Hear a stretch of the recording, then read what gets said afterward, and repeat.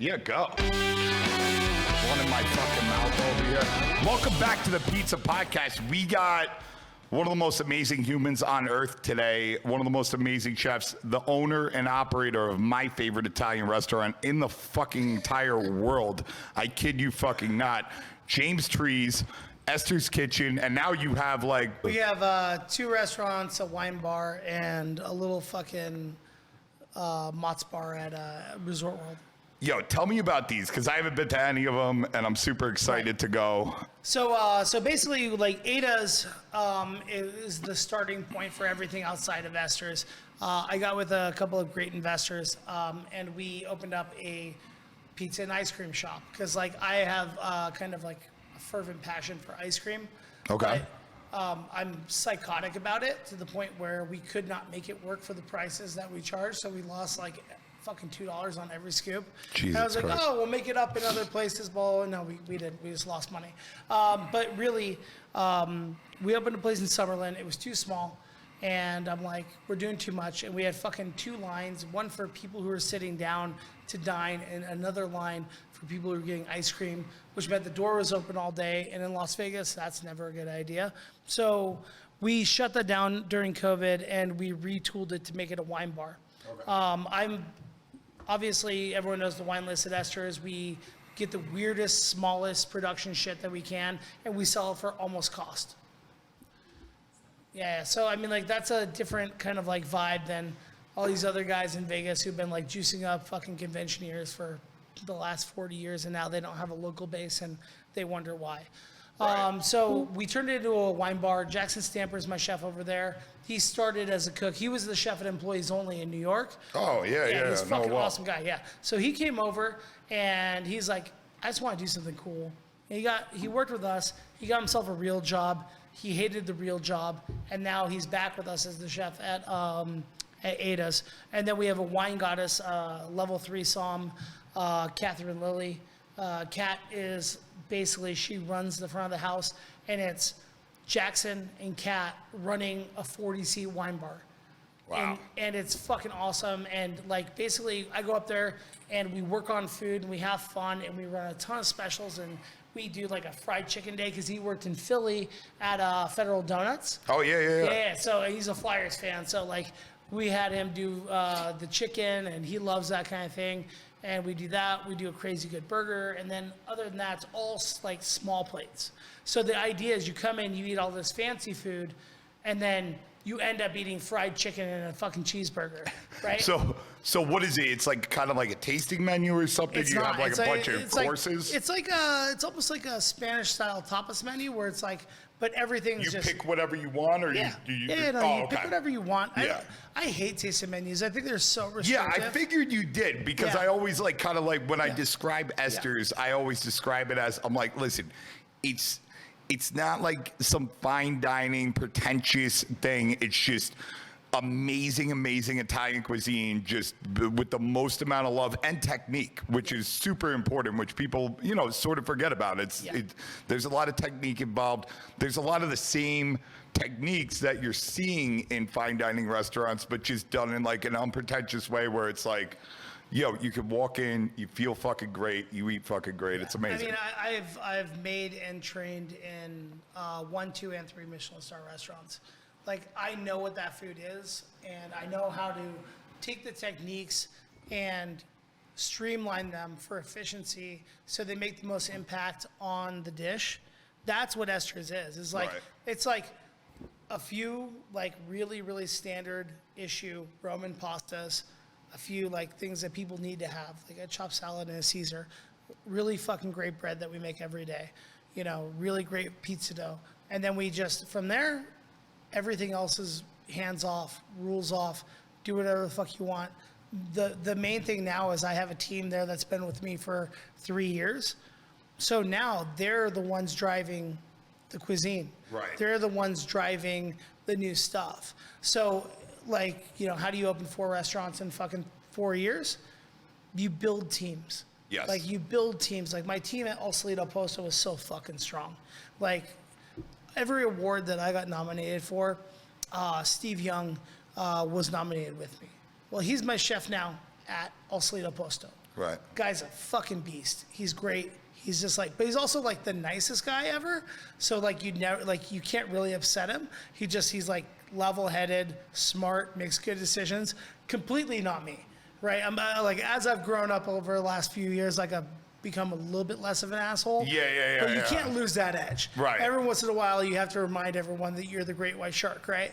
So, like, he's great. Michael Clark came from Libertine Social. May, another sous chef there, came from Libertine. And then Eric is a kid who worked his way off of Posto Station to become a sous chef. Like, over here, I got Steve. Steve. So Steve Lee at Esther's. Pedro, who's the little fucker that you're like, who's that fucking guy? Yeah. And you just see him like going back and forth, murdering everybody. That's Pedro. So nice, you named him twice.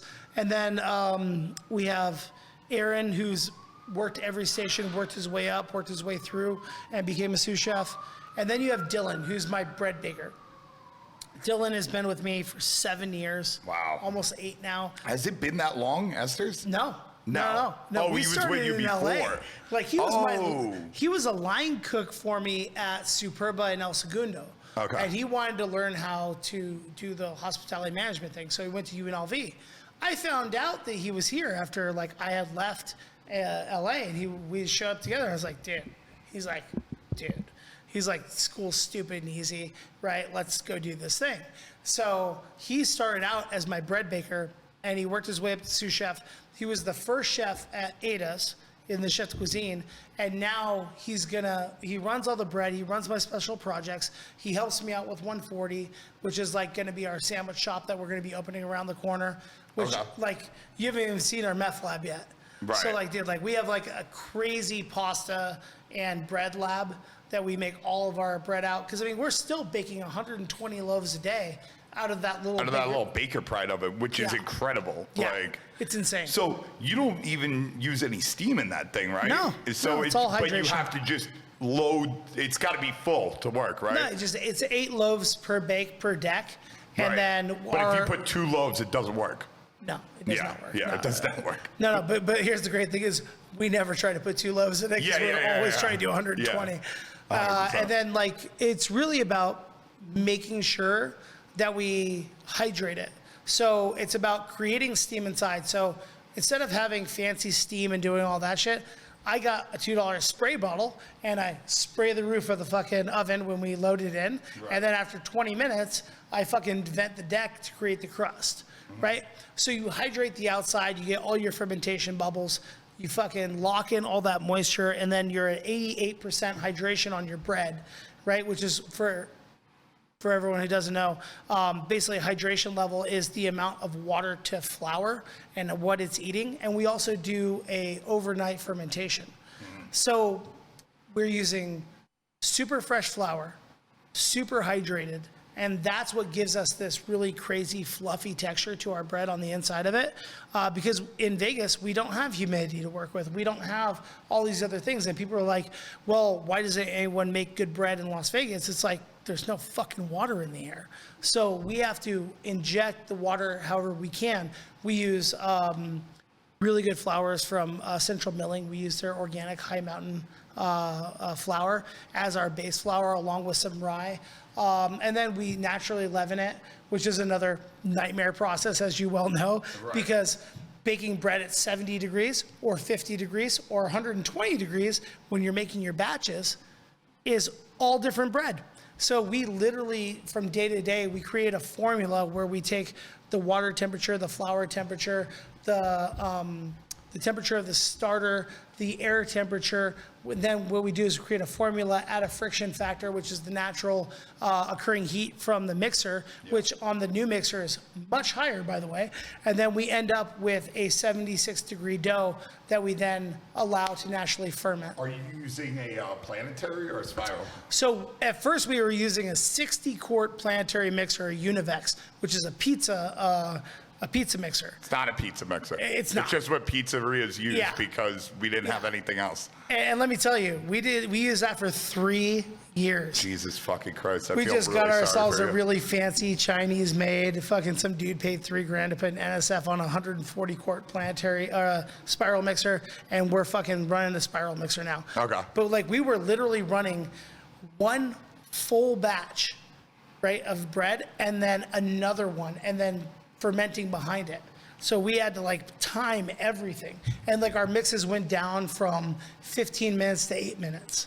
Just the amount of power that a spiral mixer has to create gluten is so much of a different change. Right. And no one really understands that because like you're not mixing, pizza dough in that mixer.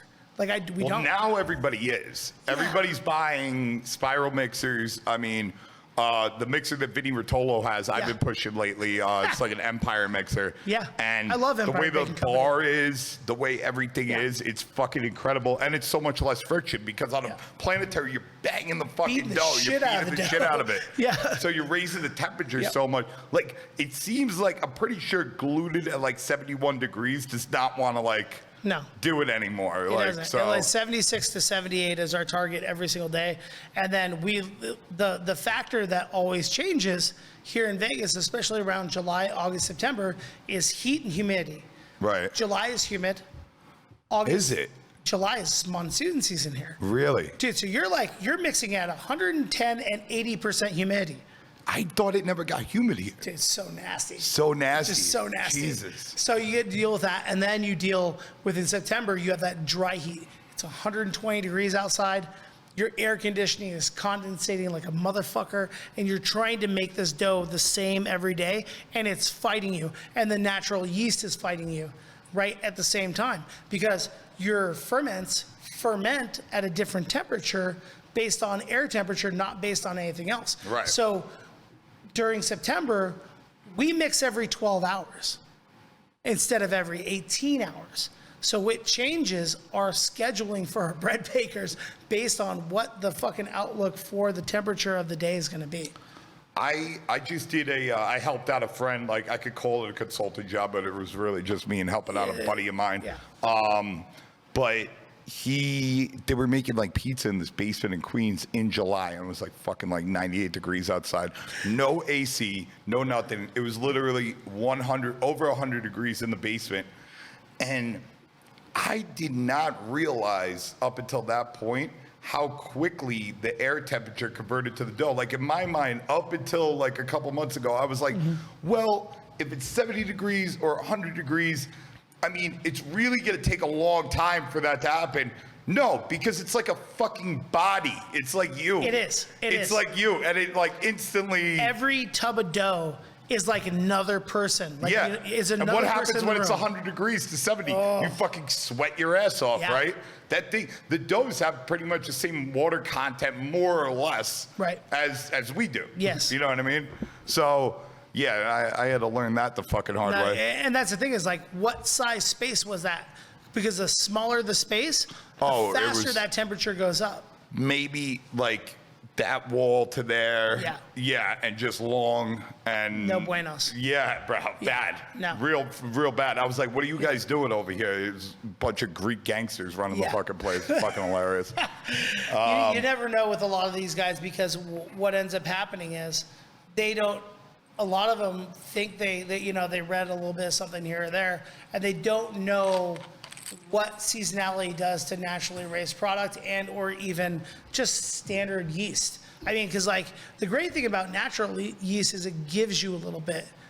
The thing about baker's yeast and what a lot of people use in pizza dough is it's 2 million fucking parts. Like it's like instead of being at like 120 parts per million, it's like 200,000 parts per million. Right? So it's fermenting at an insanely fast rate. That's the reason why people crave it. I don't even call it fermentation at that point. Like when you go back and you see guys that are throwing like a literal entire either half or whole block cut it open, in throw it in. in a 50-pound bag. Like I know people who do this. You're not fermenting, you're aerating. And I think aerating has its place. But unless you're also combining that with fermentation, like, you know what I'm saying? Now you have a product that's not digestible at all. You have a product that's got a very high glycemic, like a glycemic index higher than pure sugar. Yes. Pure fucking cane Yes, sugar. yes. It's higher. They're using the fucking Trump's fucking flour. Oh yeah, And you're just like chemicals that are in fucking illegal in China. Like China doesn't make anything illegal. Like when China makes something illegal, I'm like, And I've talked to like some really well-respected guys who are like, You can buy yo, fentanyl bro, on the mate's street." fine. It's fucking fine. And I'm like, bro, it's illegal. Like, why would China make it illegal? Like, they don't make anything illegal. Yeah. Like, you can dump toxic waste in fucking factories in China. Like, let's they're go. cool with it. Yeah. They're like, Yeah, man. keep it moving. Yeah, but fucking like super high fucking like sugar fucking content, protein, low flours. And like, I mean, it's like literally like fucking like what we grew up on here, eating that fucking garbage fucking Domino's and Pizza Hut's pizza. So let's go to that real quick. So you took off to, like, you grew up here. Born and raised. East Vegas. East side of Vegas, East yeah. side of Vegas. So I remember us having this conversation a little bit. There was like a bunch of guineas over there, huh? Yeah, I mean, my best friend, Alfio Arenze, his mom was from Buffalo. His dad is from a little town called, it's right on the Amalfi Coast. And it's like, it sounds like another fucking name of another town, but it's like on the Amalfi Coast. And his dad is Pino Giuseppe Arenze. He played for the Rochester Rhinos. He was like, he's like a real Italian. Like Right. back in the 70s, he jumped off a cruise ship and fucking married this girl, and that's how they got together. We had a podcast Yeah. with my good friend Mikey Vittorio, owns this like amazing steakhouse. They age all their own meat and everything, and then he's got like an underground pizzeria. But like that's the story of his father. In the 1960s, jumped off a boat in Baltimore. Yep. Ran, met Mike's mother, married her. You know, done. Because you could do that. Yeah, you could do that. That was a real thing. That was a real thing. Yeah. And so he got over here and he played for the Rochester Rhinos. And my favorite story about Pino is like he's always been the best soccer player anyone's ever seen. When we were growing up, like all the fucking Croatians and all the Italian teams wanted him on his team.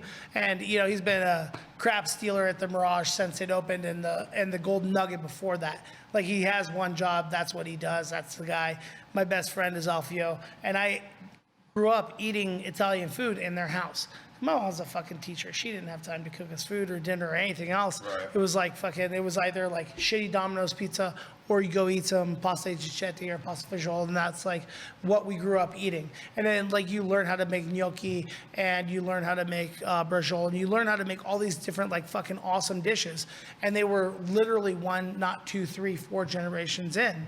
And that was a really different kind of food. It was cucina pavara, and I didn't know that growing up, right? But then when I turned 14, like it was basically a time to go get a job. So I started cooking, right? Okay. And at 14, I started working in a pizzeria. I made no money an hour. The guy literally gave me like $5 a day. Yeah. Like, it was literally, it wasn't even like I've an had hour. that job before. Yeah. So I've had that job. what you learn is like, you learn like, oh, I like doing this. So my whole life, I've only had one job. I'm a chef. It's the only thing I've done. Did you go to school at all? Yeah, with CIA. Oh, you did go to CIA. Oh yeah. Yeah. So I turned my shitty pizza job into a high school like A-Tech kind of situation. Okay. Like a fucking Technical school, like technical school, yeah. we call like it VOTEC. BOCES. Yeah, we call it BOCES, VOTEC. yeah, VOTEC, yeah. Right. So Yeah. that, and then I went from there. I got an internship at the Mirage. Okay. Right. I became instead of going to prom, I was cooking for prom.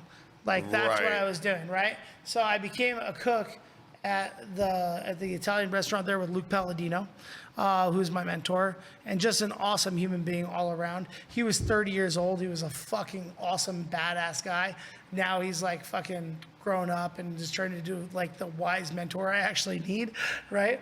And I worked between him and Alessandro Strada. Okay. And that's where I got some of my training. I worked there for 2 years. And then when I was 19, my mom said, okay, you took a year off from going to college. You need to go to college. I was like, cool, I'm going to the Culinary Institute of America. And I had no idea how to do that or what it cost or anything else. And I got some scholarships from the Mirage. I got scholarships from CIA. And my Aunt Esther, who I named the restaurant after, wrote the check for the rest, and I had the money that I'd saved from working. Jesus, wow. And that's like, yeah, but I was like, It just really occurred to me because when I think about anything in the Southwest, Yeah. I like kind of like, I'm like, there's not a lot going on. But Vegas was may an oasis. possibly be like the best place to grow up to be a chef because you got all was these the right restaurants everywhere. It's So, you know. so in 1998, Bellagio opened. Okay. Right, and with Bellagio came Michael Mina, Julian Serrano, Todd English. You know, all these top guys in the world. the best. Yeah. Like they brought in the best and they fucking paid them a ton of money. Well, what happened was they took from the people who were the best here. The best people here were at the Mirage. So I just happened to be doing an internship at the best possible time, at the best possible place on the planet to be a cook. Jesus. Right? And I was just, it's luck, dude. It's like, Yeah. you know how it is. Like, you know, the biggest thing. Right. I mean, yeah, you got to be born into it. Like it's a trillion to one chance that you were like born in East Vegas. Exactly. Yeah. You know, had Right this time, had this right place. Italian family that was like kind of like getting you into Yeah. shit. Decided to become a cook. All Right. these different things. They all line up together. And then we fucking made it happen. I went to CIA, and then the people who I was at CIA with are still great chefs today. Adam Sobel, Gerald Chin, fucking Bradley Ogden's son, Todd Williams, and like all these people who I was surrounded by. Chris Cipollone from Francie in Brooklyn is like, he was in my class at CIA. We've known each other for 22 years. It was the right place, right time. We pushed each other. I had a great time at school because I already had a really solid foundation. So I was growing and building off of that, where a lot of kids were like learning to pick up a knife. And I was like, should I just make the consomme? Do I really need to take this fucking class? And we Hold had on a one really sec. good You need opportunity. me? Nah, I was gonna grab something back, but I don't know. Go ahead. Go grab yourself. Yeah. Things are happening. People are coming through. We got the podcast on. Yeah, it is what So, it is, man. how old are you now? 41, just turned like last Okay, week. 41. So Yeah. now, what? How old were you? How long has Esther's been open? Coming on 4 years. 4 years coming 4 on. years. So 4 years in January. So you were 37 when you opened it. Yeah. And is this that was your first restaurant? It was the first restaurant that I owned. that you owned. Yeah, I mean, I've consulted on projects. I've been a corporate chef. I've run plenty of restaurants. That wasn't it. But that's what I did. The only time I wasn't a fucking cook or a chef, I took a break and I was the culinary producer for Hell's Kitchen for a couple seasons. Okay. Right? It was like after I got fired for the third time by Michael Mina. Yeah. Like it was always super funny. I got fired at the. What does that mean, culinary producer? What would you do? Basically, you fucking come up with the challenges for Hell's Kitchen that Okay. there's no way they could possibly do, right? Right. And you're just like, make them try to do this. It'll be fun to watch. Yeah. Right? Or you come up with these things and then Ramsay's too busy to be taking care of that by himself. Yeah, exactly. And then if we did 2 seasons of Kitchen Nightmares, so they flew me around the country and gave me food poisoning while I looked at these shitty restaurants. Like it was like that. Yeah. And then I'd write the menu with my friend Andy, and then we'd come in, we'd show up, and then we'd day 1, day 2, day 3, fucking get the fuck out, go to the next one. Day 1, day 2, day 3, get the fuck out, go to the next one. And we did 26 episodes of that, and I hated it. I hated apparently Gordon Ramsay hated it too. I read a press release. I think it's sort of bullshit though. I get what he was going through, but No, because right after he announced he was canceling Hell's Kitchen, what was it? A year later, he did 24 Hours to Hell and Back. So stupid. Which is essentially almost the same restaurant. show. Yeah, it's the same But show. you know why he did it? Because he couldn't get Hell's Kitchen under his production company, and that's where the real money is. So that new show. he was is- making 150 G's an episode at Hell's Kitchen. I don't think he and now, needs, bro, his net worth Yeah. in the past 6 years Yeah. has gone from 20 million Yeah. to almost 350 million because Yeah. now all the shows are under Are his under one production. potato, two potato. Yeah, so instead of making $2 million Yeah. for talent, he's making $30 million to sell the fucking thing, and then they're doing it over and over again. And Yeah. here's the cool thing is, well, I mean, so Ken and Arthur, who were the exec producers who basically brought it from the UK to here, and it was their idea. I mean, they talked him into doing fucking Hell's Kitchen restaurant here. They're partners Right. in the restaurant here, right? Yeah. So I mean, dude, think about that. That restaurant is a fucking beef Wellington factory that does $26 million a year because Jesus every fucking tourist Christ. from fucking Indiana to Wisconsin fucking wants to show up and fucking eat a fucking beef Wellington, right? Have you seen the pizza that he's doing? I know. I What the know. fuck? Gordon Ramsay, here and now, all right? I'm talking, there's a camera, I'm talking on the camera. Yo, listen, I'll come help you. You need fucking help, bro. Like, I respect you. I think you're one of the greatest chefs He's one of the ever. greatest chefs but ever. like, Yes. your pizza is fucking trash, bro. Yeah. And I can see it in the picture. It's You trash. know who else's pizza is trash? Is Wolfgang Puck. Wolfgang, I was just gonna fucking say that. Yo, but It's fucking trash. he made tens of millions of dollars because fucking Johnny Carson told him he freezes his pizza. Right. That crazy story, right? Right. Like, so basically, I don't know if anyone knows this, but Johnny Carson used to come and pick up 20 pizzas from Spago. He used to wrap them in plastic and throw them in his fucking freezer, take them out and rebake them, right? The first par baker was fucking Johnny Carson. Like, that's it, right? So he fucking did that, and he's like, you should do these. And then fucking Barbara Lazaroff, who is his wife at the time, you know, the Lazaroff collection at LACMA is like her family. Wolfgang Puck married into billions of dollars. He didn't need to make it. I had no idea about that. Oh, yeah. Yeah. And she's the one who was like the soup line, the fucking, like the other fucking frozen pizza line, Right. the fucking frozen food bullshit. That was all her. She was the business person behind fucking Wolfgang. Right? And he was just like, I put salmon and caviar on pizza. Yeah. And he's the nicest fucking guy on earth. The same thing is like He's opening a Gordon. spot down the street from here, no? Yeah, yeah, those fuckers. Like a big, like, Balthazar type of place. Good luck. Yeah. Yeah, we'll see what This happens. is not an easy fucking nut to crack here. Yeah, bro. I mean, making good bread isn't, it's not Making easy at good all. anything and making good anything with the talent level that's out there right now is really fucking hard. Do you know, you can come in. Yeah, go do what you gotta do.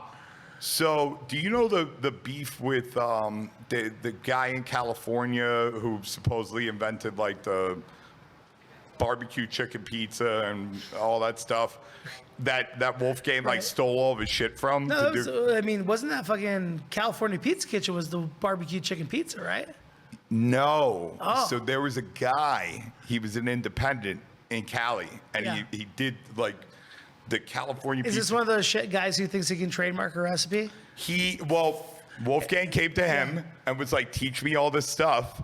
And he taught him, and Wolfgang promised him, but yeah, it's your own fucking fault. Like, you don't get the right contracts or whatever. Scott Conant used to sue people for putting butter in their fucking pomodoro sauce. No, it's Like, I mean, come it's on. complete bullshit. But when you walk in, Yeah. if you walk into a guy's place Yeah. who's just like, you know, he's a regular fucking Yeah. guy, and you just take his IP and fucking don't give him anything, like Sure. that's kind of fucked up. Yeah. Like, obviously you can't trademark a recipe, but like can't, if you yeah. just like take the guy's IP, slap a different thing Slap on a it, fucking Wolfgang and it's Puck just name on like it, bam. it's like some poor Done. fucking guy who was trying to do the right thing and whatever, Yeah, you and know, it gets here's the fucked. thing is he's got a little independent spot and he makes a banging fucking chicken barbecue pizza.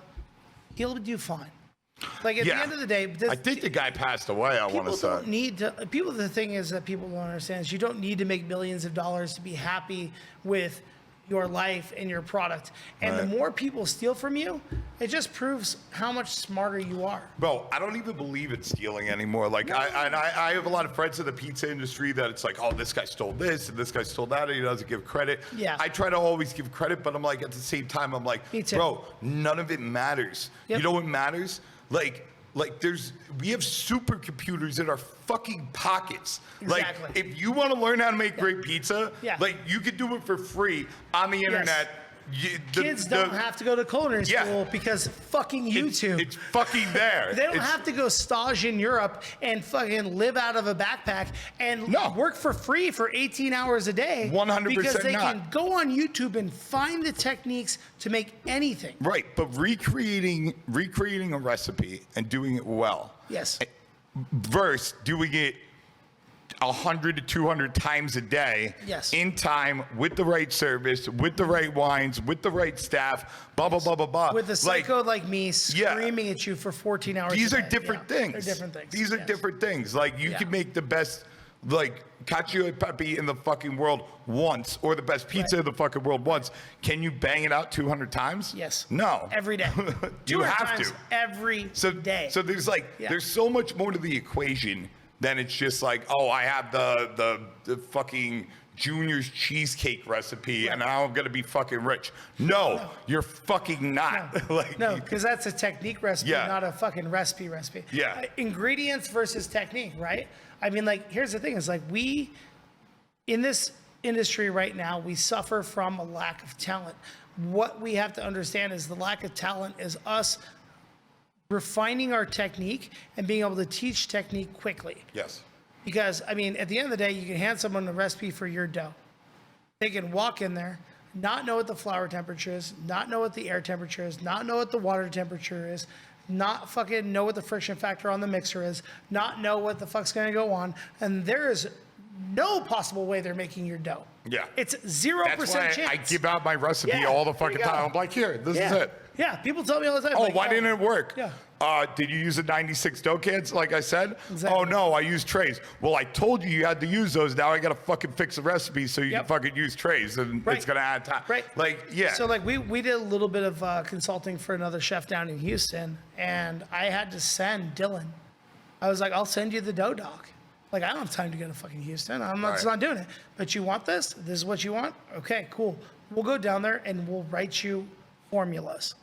And we went down there and we went down there 5 days. We wrote 5 formulas, and they had beer pizza, like literally pizza made from beer, no fucking yeast at all, right? Okay. Yeah, like literally, Wait. we took beer, fermented in flour, Oh, okay. restarted the hydration, Right. and then started them starters. So we made them a beer-based pizza. We made them our natural yeast starter, Mm-hmm. and then we also made them a focaccia bread, and then we also made them a semolina roll. Okay. So we did those over the 5 days. But I mean, it was fucking raining, right? So I'm like, now he's got to fly out 4 months later and redo all the formulas for them. Right. Because this is a fancy gonna change. It's a fancy celebrity chef. And let me Why tell don't you just tell them to build a fucking dough room? because they're in a hotel. Oh, And okay. hotels are stupid. Yeah, and yeah. this is something they want to replicate across multiple platforms. So Yeah. I'm like, yeah, I Good. mean, like, Yeah, then you got to build the dough room. Good fucking if someone luck. that I fucking love and respect is coming to me and asking me for something, the answer is yes. And then let me not just hand you a recipe. Let me go show you, train your guys, make sure they know what they're working with. Right. Make sure, like, that's the whole entire thing that we do that like is a little bit bigger. Because I mean, honestly, I could just hand you, like, obviously I hand you a recipe, you'd be like, this is fine, because you would understand the fucking chart and how it works and how the fucking, like, how you input all the data. But those guys won't. So like, we went down there, we worked with them, and now they have the fucking best pizza in Houston. That's which is amazing. like, which What's is, the place called? I can't. Ah, you can't say. All I right. signed an NDA. Oh, okay. So, like, I want you to walk it through because I want, like, people to really understand. So, like, what are some of the things on the Esther's menu? Like, what could you expect? Like, I mean, if somebody's asking, like, all right, I'm going to go to Esther's, Yeah. what am I getting over there? So I mean, I think the one thing about Esther's and the one thing about any, like, I'm not going to call this a great restaurant, but You are a anything- great restaurant. Don't I'll fuck let him around. do it, say.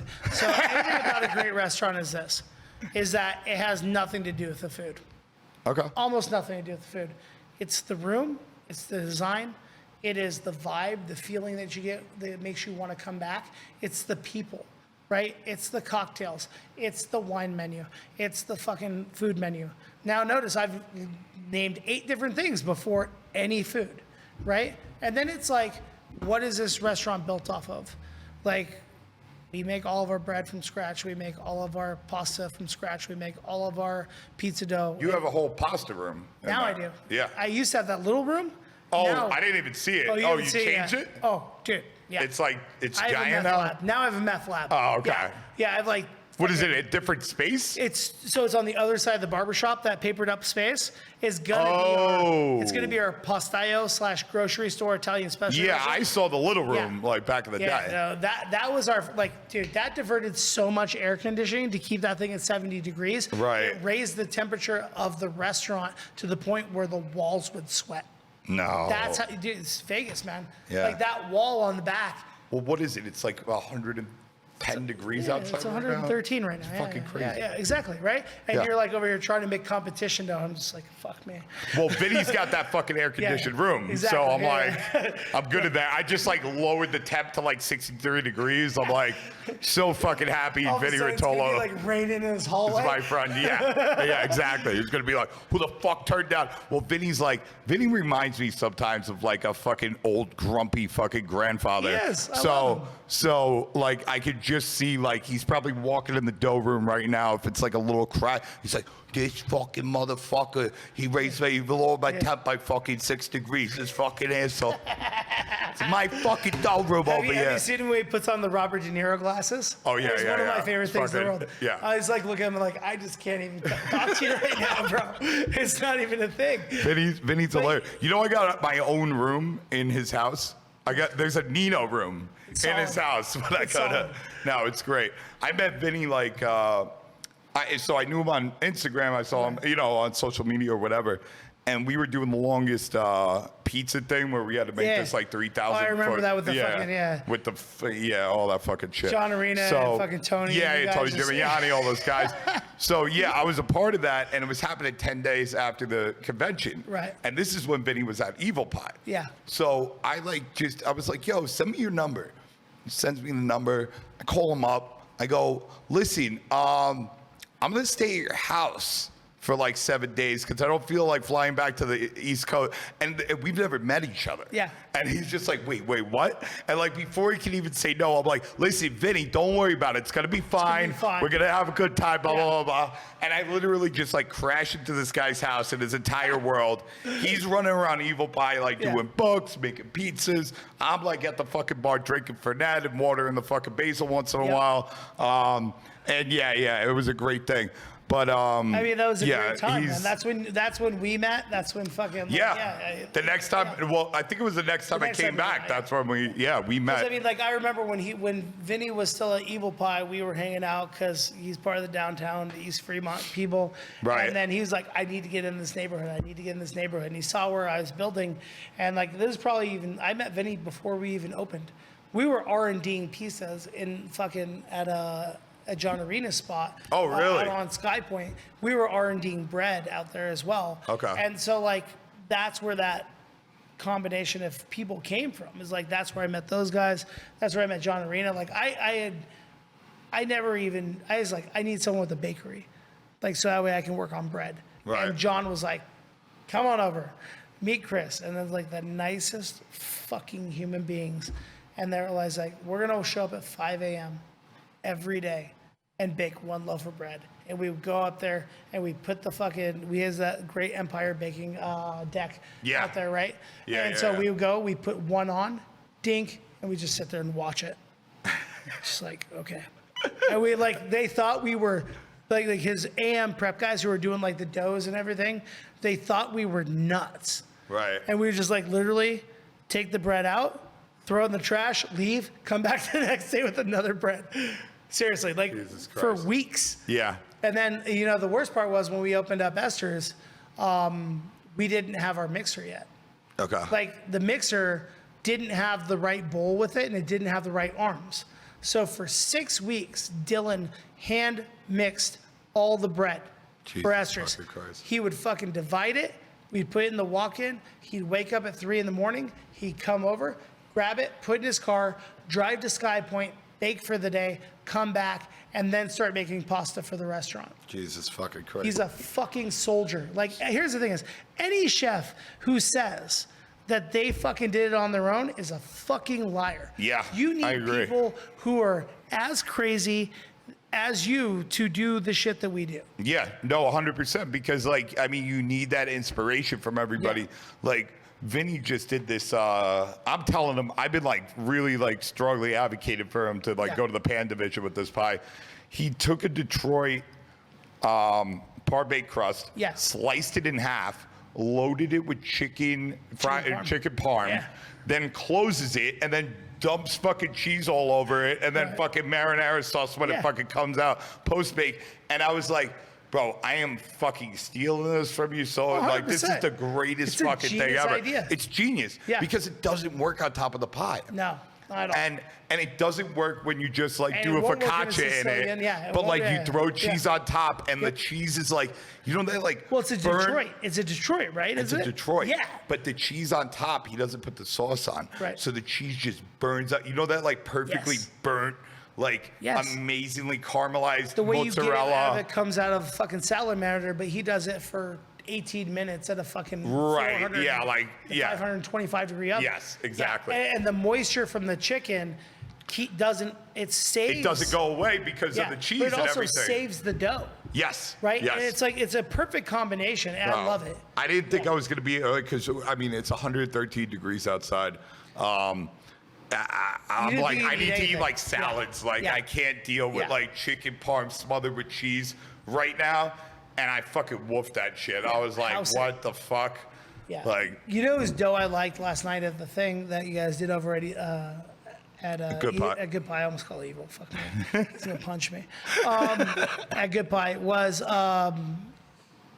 the guys from fucking Forte. Mimo. okay. Yeah. Mimo's fucking dough. Yeah. I mean, this family has They've been here a long time. 30 years. 30 years. Like making pizza in the city for over 30 years. Right. And what you have is you have these guys, and like you get a bite of that dough, and it like has the perfect crisp. It's like every really good fucking New York pie. Right. And you never know. You'd never know, because he's just so humble about it. And he's a chef. He runs Ferraro's Kitchen. He's Gino's son, and his fucking dough has always been the closest to fucking Manhattan street pie that I've ever had. So I love that you're saying this right Yeah. now. So I forget who I was talking. I was talking to somebody like at the event, and I was like, listen, right around the corner is the greatest Italian restaurant that you'll ever go to in your life. And Mimo turns around and says, what? Where? And I'm like, oh, my boy James Tree's place. And he's like, okay, we like James Tree's. All right. I just wanted to make sure. Yeah. Well, the thing is, we're really good too. You have to understand, like, you know, the two of those people that you had in that room last night, Mimo and Gio. Yeah. Right? I mean, they are the pillars of Italian cuisine in Las Vegas.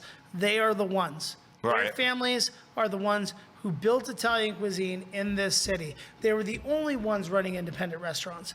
Now, they went two different ways. Nora's, which is Gio's family. Right. Right? Like, went more kind of like mainstream corporate kind of things. Yeah. And then Mimo's family and his dad Gino went more wine-based, high-end convention business. Mm-hmm. What they did is they opened up this giant fucking hole that I ran Esther's right through. Right. Right? Which is like, make everything, undercharge for everything, make everything affordable. It's the everyday restaurant. Like, if you go to Mimo, Ferraro's, you're going there once a month, max. If you Because you just can't afford it. You have to exactly. be like if you're very going to wealthy. Nora's, you're like, all right, cool, this is kind of Italian food. Like, it kind of like feels like that. But no one was doing the classics. No one was doing handmade pasta. No one was doing that. So like, we opened this restaurant that fit the neighborhood and fit a need inside of Las Vegas. And really, I think like, I would have no problem with saying, I like fucking Ferraro's, I like Monzu, I like fucking Nora's, you know, and I like Esther's. Yeah. They're completely different restaurants. They could be 100%. fucking, like, one of them could be Indian cuisine. You'd never fucking know. Like after Vinny took me to your place and, you know, we hung out a little bit, like immediately I was like, you know, I went back to Expo and I was just like, you know, Fred Mortati from Caputo. I'm like, bro, go to this fucking restaurant, like right after this. Yeah. And now we've like, you know, had this tradition for a long time. Absolutely. Obviously this is Caputo's not here this year really. So it's a little bit of a different thing, but we've had this tradition of like throwing a fucking party. throw a fucking Jonathan banger. Goldsmith coming over, right? All these. I mean, like, none of them are here right now, by the way. I know. I thought it was. No one's fucking here. Can we talk about like 2 years ago, the fucking the party? Oh my God. Like having the Italian fucking pizza team in the back of Esther's on the fucking patio outside, fucking making pizzas with my pizza guy at the time, who's Casey, who's now a floor manager for me. Like having fucking Michael D'Amelio, fucking JC, all these fucking guys. That was like Julie Adriani. Underground rap battle of fucking pizza out of Vinny's oven. Like, we just brought who cares? Just bring the ingredients out from the restaurant and have people just make pizzas out. We had your guys making pizza out there. Yeah, they were banging out. Oh, Justin Ford. Yeah, was Justin Ford pies. was like, coming out. Casey was making, because Casey worked at Evil Pie, and before that he was at Naked City. Like, the guy loves fucking pizza. In fact, he's a floor manager, and every once in a while he's like, I have an idea for a new pizza, and it like goes on the menu. Like, that's like who does that? Like, whatever. But he's just so ingrained in it, and he loves it so much. But like, we've been refining that dough for 3.5 years. We've been fucking working on it constantly. So what kind of pizzas do you offer right now? What are the? We do. So obviously all natural starter, 3-day fermentation. We use Biga, old dough in the recipe. We like whip that in and gives it a ton of flavor. 3% salt to slow down the fermentation. Sure. We use 0.5% of sugar in it to like kind of like add a crispiness and lightness to the crust. Okay. And so that's I mean, we're at like what 84% hydration. Okay. Like Real it's high. a very high hydration. Yeah. But we also keep it tight, right? We individually fucking ball each one. Yeah, you put have them in like the cups. Chinese. I put them in quart? deli cups.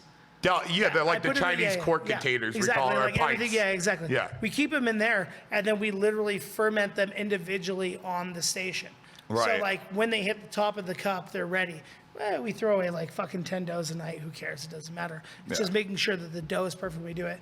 And then like we do a merguez pie, which is like Spanish chorizo, house-made merguez. We use Michael Vecnine's harissa to make the merguez. Okay. It's like 90% ground lamb, 10% ground chicken, which is a very traditional thing. We add spices, toast them, add in his harissa, and then that's like the sausage that we put on top of it.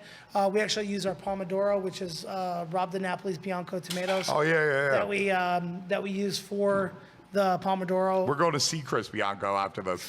Dude, This is he's over. a champion. Oh yeah. He's great. He's- All right, go on. I didn't mean to. He's got no. No, you're on a roll. and You're on a that's it. roll. I'm fucking And then, up like, over we here. we use local mozzarella cheese from northern Nevada. Okay. Which Really? is- They yeah. make mozzarella cheese in northern Nevada? Yeah. I mean, yeah. They have cows there? The low moisture Okay. one, right? Yeah, they have great cows up there. Actually, it's right next to Fry Ranch, which makes great whiskey and beef too. So, so we're using those guys, and then, I mean, overall, like trying to buy as good a shit as possible, support farmers, do all that, and then also supporting someone like Mike, who like is a great pizza maker. Papa Pizza is fucking fantastic. Oh yeah, Right? we're gonna have him on in a couple days. He's Exactly. amazing. I He's love that great. fucking guy. But like who would have thought that he's the harissa guy? Like, and I tasted his harissa, and it reminded me of a guy in LA who's this crazy Moroccan dude that would just come over and be like, "Take the harissa." Like, give me $40. I'm like, oh Jesus. So I'm like, all right, cool. So we choose to take it. Now I have this guy, and Michael's the exact opposite, just super nice and fucking just humble and Bro, awesome. he and is the such great- nicest guy in the world. I actually, Yeah. because I got to put my producer in a hotel tonight. So Yeah. I was like, yo, do you like, can I get a discount at the plaza? He's like, yeah, I'll take care of it. And I literally had to like almost pin him up against the wall and Yeah. be like, Mike, you're not fucking paying for this. Because I found out he hooked me up Yeah. in the plaza. Yeah. And I found out later, like, he doesn't get a free room in the plaza. He gets a discount. He And gets that a kid fam- took friends it. and family, yeah. Yeah. He took it out of his pocket. And I was like, no, That's that's Michael not Vecni. what I wanted. That is Like, what a 100% Michael fucking Vecni. great fucking guy. Just like the nicest human being. Yeah. But I mean, like, you look around Vegas, and that's what Vegas is full of, is like great human beings. I will tell you this. This is the least competitive city I've ever fucking been in.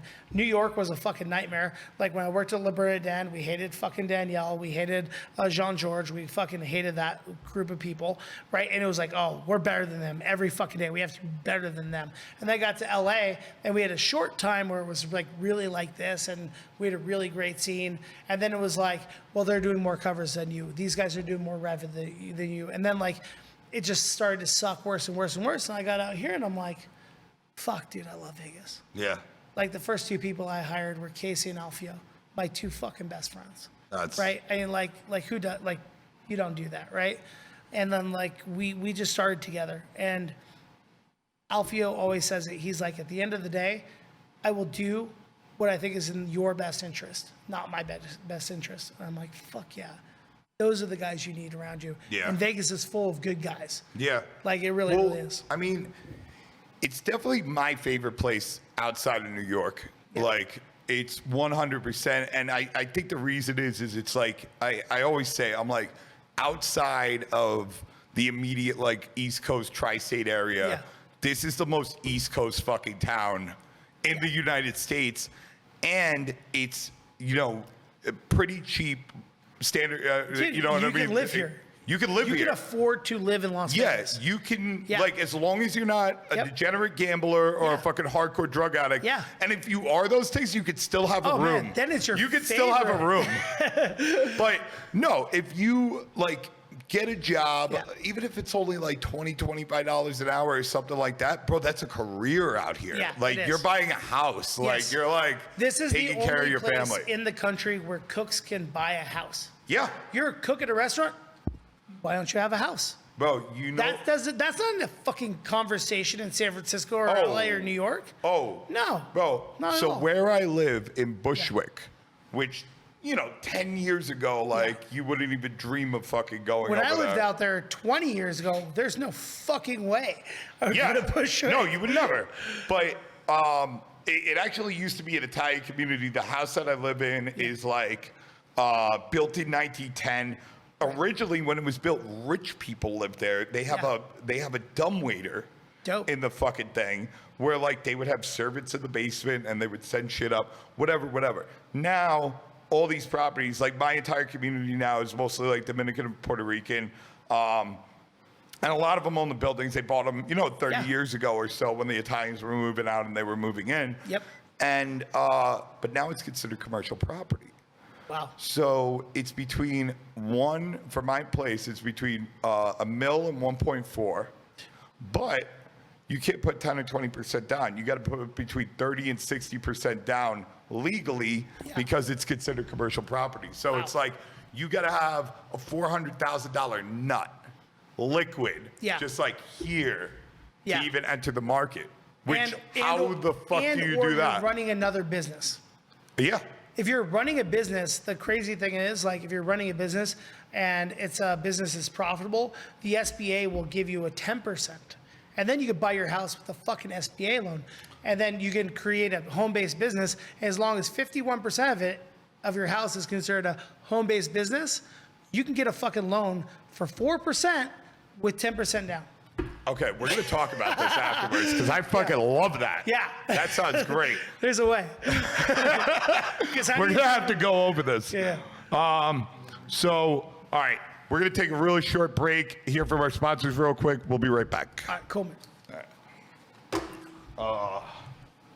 Let's get back on because this is all great material.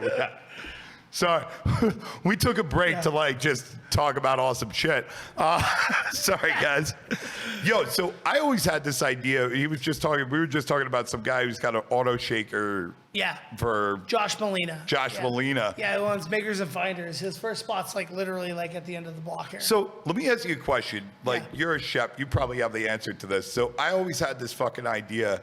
Like, what if you bought like a fucking used paint shaker? And then, like, you bought empty paint cans and just threw the garlic in there. To peel it? Yeah. Yeah, I mean, Would that totally, work? It totally would work. Yeah. Yeah. Now, as long as the health department doesn't find out, you're all good. Why? Well, I mean, like, because, like, is that a piece of NSF equipment that you're using inside of a restaurant? It's like those little things, that, like, common sense shit does not meet some health department requirements. Okay. I mean, it's like, why can you buy a fucking Chinese mixer for $3,000 and you can buy another fucking spiral mixer for $13,000? They're the same size, do the same thing, made out of the same material, but yet one of them has a little sticker that says that you can use it and the other one doesn't. Right? Got And it. the real question was, like, why is that? And it's all about money, it's about control. Like, do you think they're going out and testing your equipment and testing those spiral mixers? No. You hand them an SOP for how to clean it, and that's what happens. And then they give you the sticker. You put it on your product, you charge fucking 3 times as much. Right. Right? So the paint can, yes. So what we're talking about is Josh Molina has this really cool gin, sorry, it's not gin. It's a green tea Ramos Fizz on his fucking coffee menu. And he basically puts egg whites and green tea together with the syrup, and he fucking puts it in this contraption that takes the shaker and rolls it. And it's from like the 1940s. It's a super antique piece of equipment. And what was it originally used for? It was used for, what the fuck did he use it for? It was used for making cream sodas. Oh, really? Yeah. Wow. So it's like before they had fucking CO2 on tap, they had to fucking aerate shit, right? And that's the reason why cream sodas are the way they are, right? Because now you can make them frothy and delicious no matter what, and you get all that. But before, you had to shake the aeration into them, right? So he has one of those original machines. He's a super nerd when it comes to coffee, so he went back and found this way to go do this thing.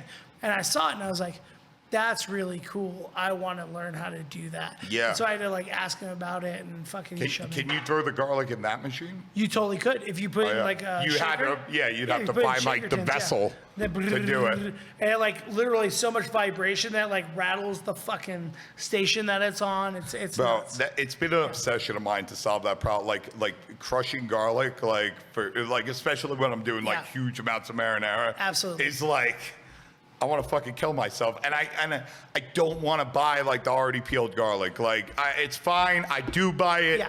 I use it in my buy restaurants. I buy it, and here's the reason why is because I never cook with raw garlic. If we cook with raw garlic, we actually do peel it. Okay. But the shit that we actually cook, how we cook it and what we do with it. So we take fucking non-GMO canola oil, and Vinny saw this and was like, this is fucking our thing, right? He takes it, we make garlic confit.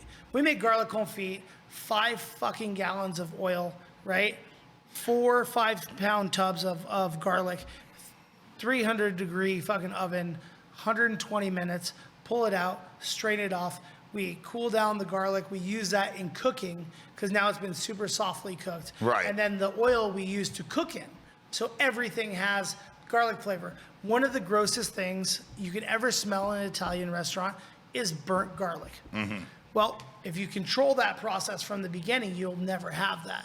Right. So that's the only 2 things that we use raw garlic in are Caesar salad dressing, which is Bradley Ogden's recipe, which I learned in 2003 working at his restaurant Caesar's, and the anchovy butter, which I stole blatantly from my great friend Steve Sampson of Rosso Blue, and I will tell them, like, when you take something, give homage. Like on the menu it says anchovy butter, Steve Sampson on the menu. Yeah. Right. When you look at our Caesar salad, it says Little Gems, Bradley's dressing.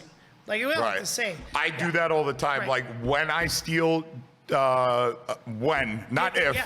when, Right. it's going to be Rotolo's chicken right? parm pizza. Like, and that's the thing is, like, I have so many stolen recipes on my phone. Like, I can't even, like, lie. Right? Yeah. So, like, my fish right now is orata a la Contramar. Okay. Right? Contramar is my favorite restaurant in Mexico City. You go there, you have a 4-hour lunch. It's super awesome. And they always serve you this whole fish grilled over wood. And then they fucking paint one side with salsa verde and the other one with salsa rojo. So, like, it's red on one side, green on that side. I love the visual of that. And I put that on the menu as orata a la Contramar. We do our salsa verde, so completely fucking Italian version of it, right? And then on the other side of it, we take our pomodoro, cook it down to a paste, and brush it on. Isn't there like a, is it called salsa verde? What's that Italian thing called? Gremolata. No. It's like butter and anchovies. It's like a dip. Yeah, I mean, well, yeah. Isn't that called salsa verde? Bagna Panna cotta. No, bagna cotta. Bagna cotta. It means cooked oil. Right. Yeah. So basically, like, bagna cotta is actually something that was picked up, and I learned about it not even through Italian food. I learned that through fucking Berkeley cooking, through Chez Panisse, and through one of my chefs. Yeah, I learned it from Chad Robertson's Tartine Right. bread. He's got it Exactly, like right? all over, painted all over the Bagna fucking cotta, thing. Yeah, everything it's on it. everything. So we do. All right. So my friend, we talked about Evan earlier, like kind of off air. Evan Fuca. Yeah, Yeah, Evan Funky, who's Funky. like an amazing Yeah. fucking cook. Yeah. Right. His restaurant Felix in Venice is fantastic. They're like the most. It's awesome.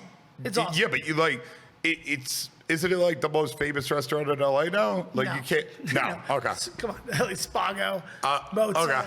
okay. Like, I mean, Yeah. he's got so many. In 10 years, when those guys like retire, fuck yeah, he'll be there. Okay. He's on the way, right? He's opening a Right. second and third restaurant. But like, so one of his cooks, Corey, taught me this recipe for what he called battuto. Right, battuto means beaten in Italian, right? So basically, it was anchovies, chili, and garlic, beaten with a mortar and pestle, and then put into oil, usually Calabrian chili oil, and then allowed to ferment. That's what we use on Allowed our to cauliflower. ferment? Yeah, you like let it, like the anchovies and everything, and the raw garlic will start to ferment again. So do you put like a what do they call it? No. This is like literally you put fucking cheesecloth over it. Oh, that's and, it. And it'll just ferment. Right. It's like making creme fraiche, right? You wouldn't put like a waste lock. What's the thing that I'm thinking So of? it's a gas lock. Gas right? lock, yeah. Right. Pour So the water in it. Yeah. So you have like that little bit of water, and the gas has to go through that, right? Yeah. And it stops the balls from exploding. Yes. Yeah. So it's a very, very cool thing. A lot of people who are doing fermentation, a lot of chefs who think they're cutting edge, who are really just copying what fucking Noma did a decade ago. They're like, oh, we're fermenting everything, and now they're using koji, and they're doing all these different things. They've been around for hundreds of years. Oh, yeah. But in reality, like, we just take this thing, we let it sit out overnight, it ferments, we bring it up to a boil, fucking cooks the garlic, and then we basically add more oil to our garlic oil, and we make bututo. That's what we toss the cauliflower in at Esther's. Okay. And it's been a staple on the menu since like day one. And before that, we did it at Superba. So Right. it's a dish that kind of followed me from LA. And so we've been doing it. But I have to tell everyone, like, that's Evan Funky's shit that's on there. It's not mine. Right. Like, I'm not cool. I didn't figure that out. I didn't go to fucking Sardinia and learn how to make it. Right. I didn't. Right? Like I'm not that guy. You know, like our fettuccine, the one you had on the bread. That is Marco Pierre White's recipe for chicken and foie gras pate, chicken liver and foie gras pate. There was a Right. restaurant I consulted for a long time ago. It was called Breaded Tulips. It's still around. They've simmered down. They actually, after I left, did exactly what I told them to do because they were trying to be 11 Madison. And I was like, bro, meatballs, this, that. But Yeah. they were doing, the chicken liver pate. That's exactly. Yeah. And it was very, very similar And to it's what exactly and what it it's is. amazing. Because it has a lineage. Like that goes all the way back like to 30, 40, 50 years, that one recipe. Right. Like it's never changed. Like the alcohol reduction has never changed. The amount of fucking chicken liver to foie gras to butter to eggs to base has never changed. The way you Right. cook it, simmering it or cooking it in a 200-degree oven, those things are never going to change. Those are the foundations of what it is. But that I learned it from Curtis Stone, who learned from Marco Pierre White. So cool. So that's when people ask, like, that's Marco Pierre White's I think that's one of the best things to learn it. Like one of the best things to learn it, like for home recipe, and you stick it in a fucking mason Right. jar and just, fucking breakfast, just fucking chicken liver and foie gras. Bang on your fucking homemade tartine Yeah. bread.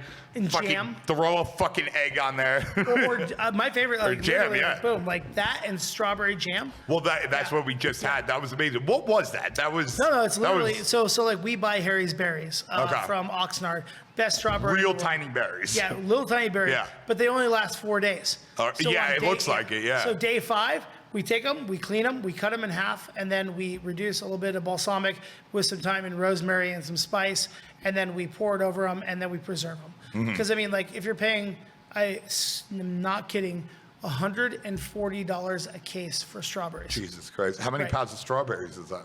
That's 12 pints. 12 pints. 12 pints, maybe 6 pounds of berries. maybe. Yeah, Right. maybe. Right. And they all are that small. They're all hand picked. Yeah, I saw the whole thing. I was like, wow, those are like, And that family, I mean, I've been buying those strawberries for 15 years. Well, strawberries can get like really gross with like, I did a job in Greenport, Long Island, at this place called Claudio's a couple years back. And they have the strawberry festival. They have all these strawberry farms. And like, these motherfuckers, like giant fucking farms of strawberries. Yeah. And I think they're like the local version. I think there's something much bigger out there that's like even worse. But they tarp the strawberries and just pump pesticide under a fucking tarp. Yeah. So it just like No, you see that stays in the there. fields. Like, I mean, like when you're driving through Camarillo on your way to Santa Barbara, like on the left-hand side, you just see those tarps. Yeah. And they're just hoop houses and everything else, but they're just pumping fucking carbon dioxide in there to slow down the aging of the fruit. Okay. Right? So that way they can pick it, they can throw it into an almost freezer truck and preserve it as long as possible. Okay. That's like Driscoll Farms. That's how they work, right? Right. So then you have a company like Harry's, and they hand harvest. Right. Like they take everything that's left over. Like if something's not ripe, they don't send it to market. They'll make Fertilizer. jam. They'll make Okay, jam they out make of jam, it. okay. They make jam out of it. They make the strawberry drink out of it. But they only grow like fucking 3 things. They grow green beans, tomatoes, and strawberries. Right. And Harry's Berries is only known mostly for the strawberries, but the fucking tomatoes. Because who's gonna pay $14 for a pint of tomatoes? I don't. Nobody. James Trees. No. Like, this is the kind of shit they can't even sell at Erewhon in like Venice. Like you Right. can't. It's like $28 for a pint of fucking tomatoes. Yeah. Right. $13 for fucking 8 ounces of fucking green beans. I'm like, Jesus Christ. Like, I love the guys, but I'm like, I can't ever afford to buy that, even for my house. Right. I'd be like, you're out of your mind. So, like, we use that, and then like our Sun Gold tomatoes are from Wong Farms. Those are like $120 a fucking case, and like right now we're going through 5 cases a week. Like we're just using them. We just go through So them. you're still. It's yeah. it's crazy over there. It's crazy. Like I remember. we're a 60-seat restaurant that does 2,500 covers a week. Jesus fucking Christ. So, I knew it was gonna happen. Like from the first time I went there, and you guys were doing well already. And I remember people saying, I was talking about it with like some locals, and people were like, yeah, but it's not in Summerlin. It's in the arts district. Right. He's never going to do well. And I'm like, listen, fucking asshole. I'm going to make a little Nostradamus prediction right now. You did. In 6 months from now, the fucking housewives of Summerlin are going to be driving to the fucking arts district for lunch. And they're like, no, that could never happen. And it fucking did. No, it didn't fucking happen. did. It happened in In mass. a really, And it happened really fast, and we were so fucking lucky. And at the same time, I mean, like, it's like what we saw in this neighborhood. I saw coffee shop, antique store, coffee shop, antique store. Bro, it's the Williamsburg, Brooklyn of it. And I told, like, Vinny, when I was talking about doing that thing, Vinny was like, bro, you don't know what you're talking about. I know Vegas, you don't know Vegas. I'm like, listen, fucking asshole, I'm fucking telling you. Yeah. And then 3 years later, He's he goes, fucking right next to Nino, you have a fucking crystal ball. Yeah. Everything you said was going to happen in the time period you said it was going to happen. Yeah. Because I've seen it fucking happen. Yeah. You know what I mean? And here's the thing is like, it's not a bunch of locals for the most part who are moving into this area. No. It's all people from LA. It's all people from San Francisco. Right. Like the only people I have who are from Las Vegas who work in my restaurant are me and my 2 best friends. Right.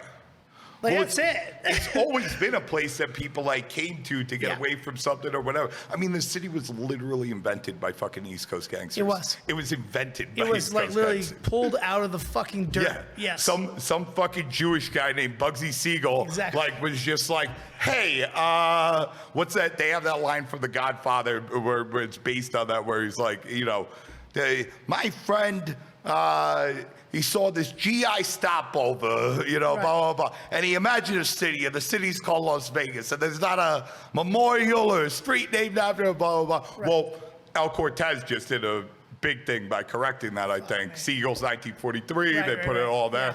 Yeah. And a lot of people don't know this, but I love the El Cortez. I love it. I stay there at least one time every time I'm here. I literally got sick on fucking prime rib last time I was there because I ate it like 3 times. Yes. Like I went into a meat coma. They did a funny thing, by the way, and I wish I could have been a fly on the wall in this fucking meeting when this happened. So you know how like all those places they have like the $13.99? Yeah. All right. So it's a fucking big ass piece of prime rib and baked potato. Yeah, and it's $13. And they lose money on everyone. Okay, so check this out. So once they redid it, so they redid the whole thing. The thing's got the red seats. Yeah. It's nice Yeah. now, blah, blah, blah, blah, blah. It's got a nicer menu. So when you open up the menu, right, it says the prime rib's like $38. Right. Right? But then all along, like on the slot machines, it says, Siegel's 1943, $12.99 prime rib. So I like walk in there and I'm like, all right, so what the fuck's going on over here?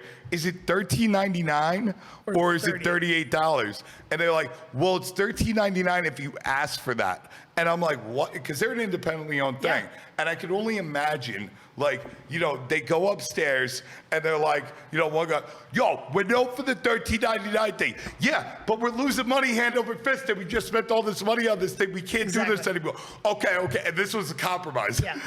If they ask for it. If they ask for it.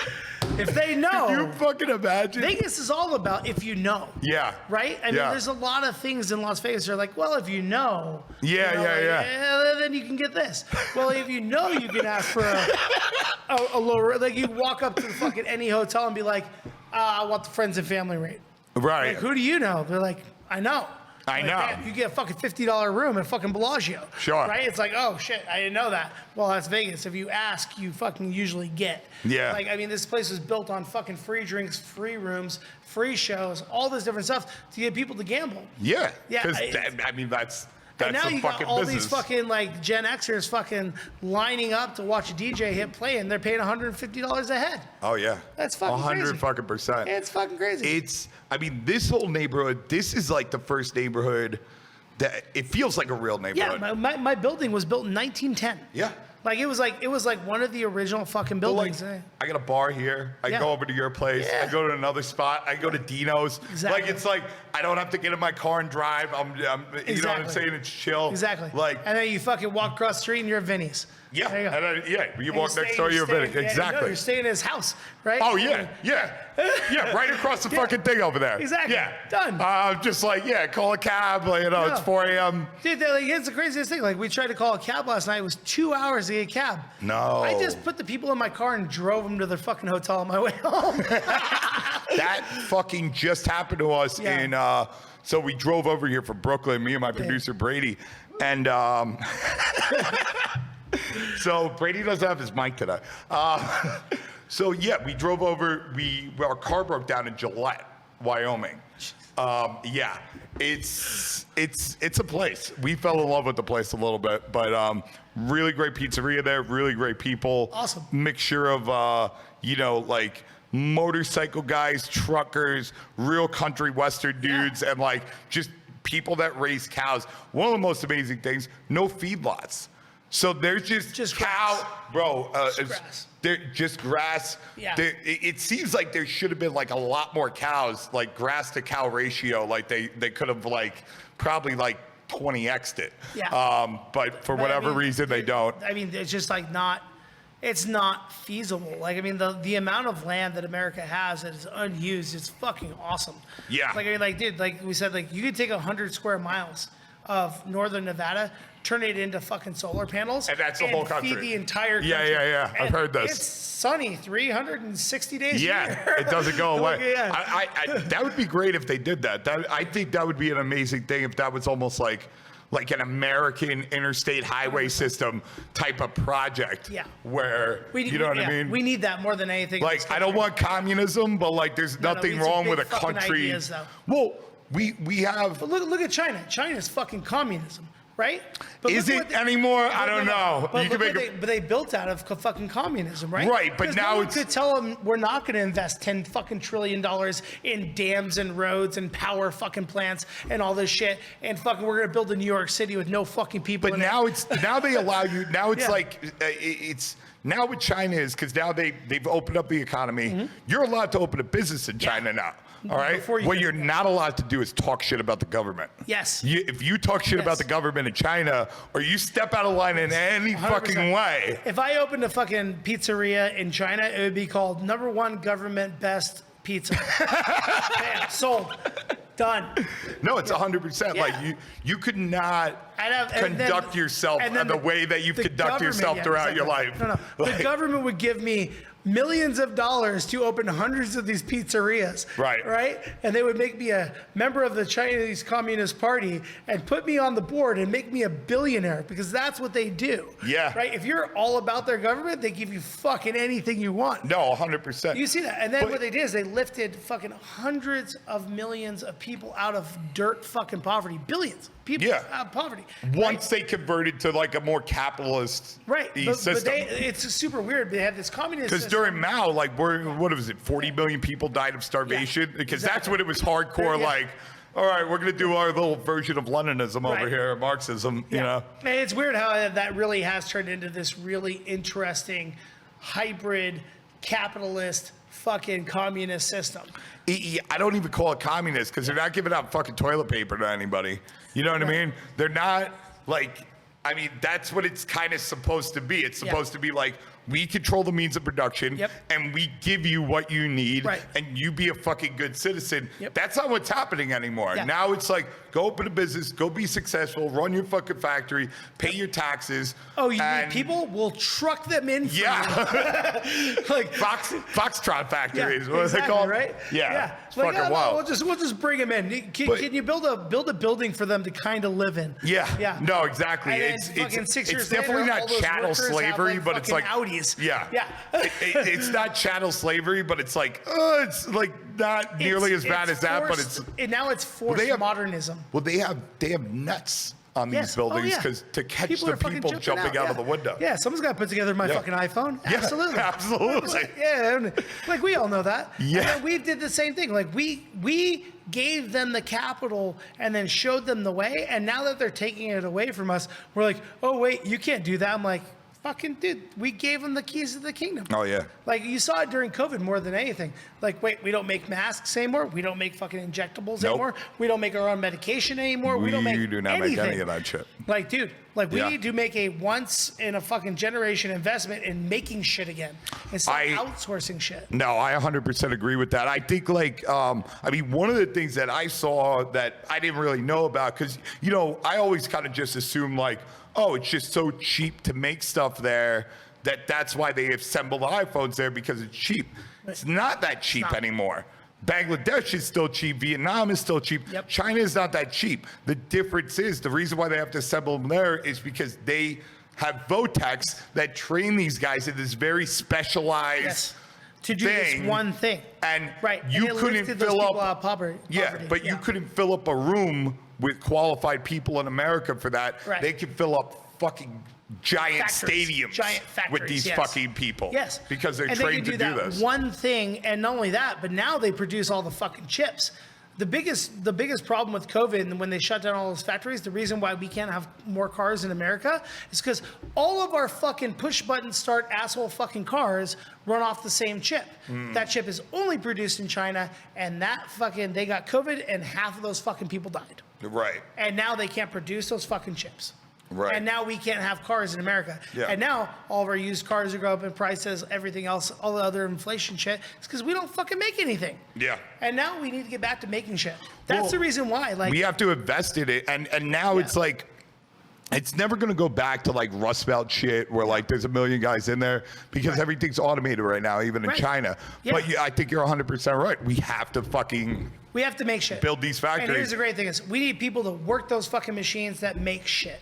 Right? Yeah. So what's going to happen now, and like I mean, other people talk about this all the time, is like, what's going to happen to fucking the 500,000 truck drivers? When you were driving down those fucking highways, you're like, Jesus Christ. that guy's got a family, and that guy's got a family. Yeah, that and the guy's guy got a makes family. 40 to 80 grand a year, Right. and Right. you're gonna literally it's gonna happen instantly. In 5 years, there's going to be no fucking truck drivers. But in 5 years, there's gonna be no truck drivers. But Yep. the time between truck drivers and no truck drivers is gonna be like 6 months, Dude, bro. like, Amazon launched a fucking airline. Did they? Yes, No. Amazon is eliminating fucking FedEx because they're going to own their own airline. Why wouldn't they? Prime Airline. Prime Airlines. Yeah, they fly all their own shit to wherever it needs to go. It's fucking too easy. When did that happen? Now let was me- that a month ago or was that a year ago? Wait, when did they switch over to all electric cars? Right. Right?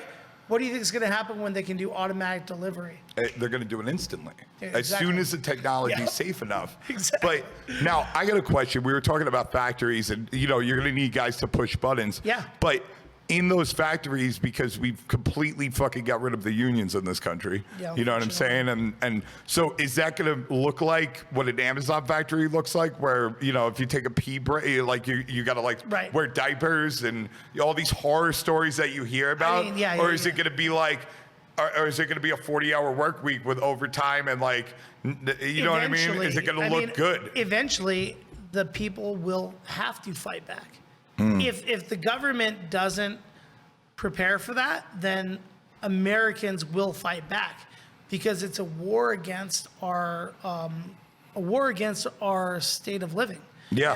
And the way that we live as Americans. Right. It's a war, but now the war is not coming from another country. The war is coming from our capital system within.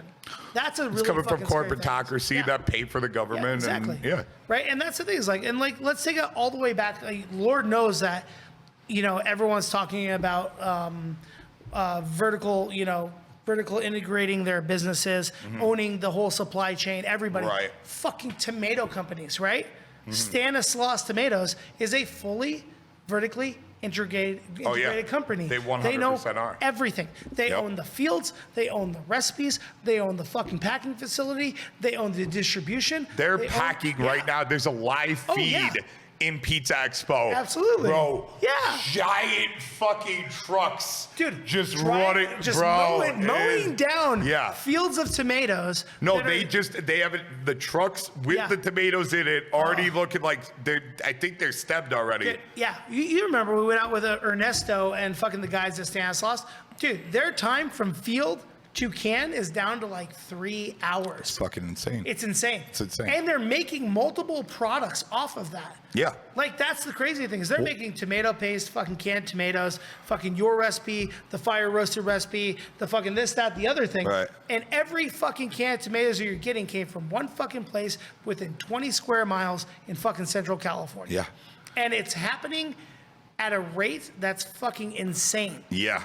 Right. 100%. I just talked to them. But that used to be a process like fucking that took weeks. Like your fucking house. You were taking tomatoes to can at your house, right? Yeah. Fucking A. Yeah. That is not the world we live in anymore. No. 100% not.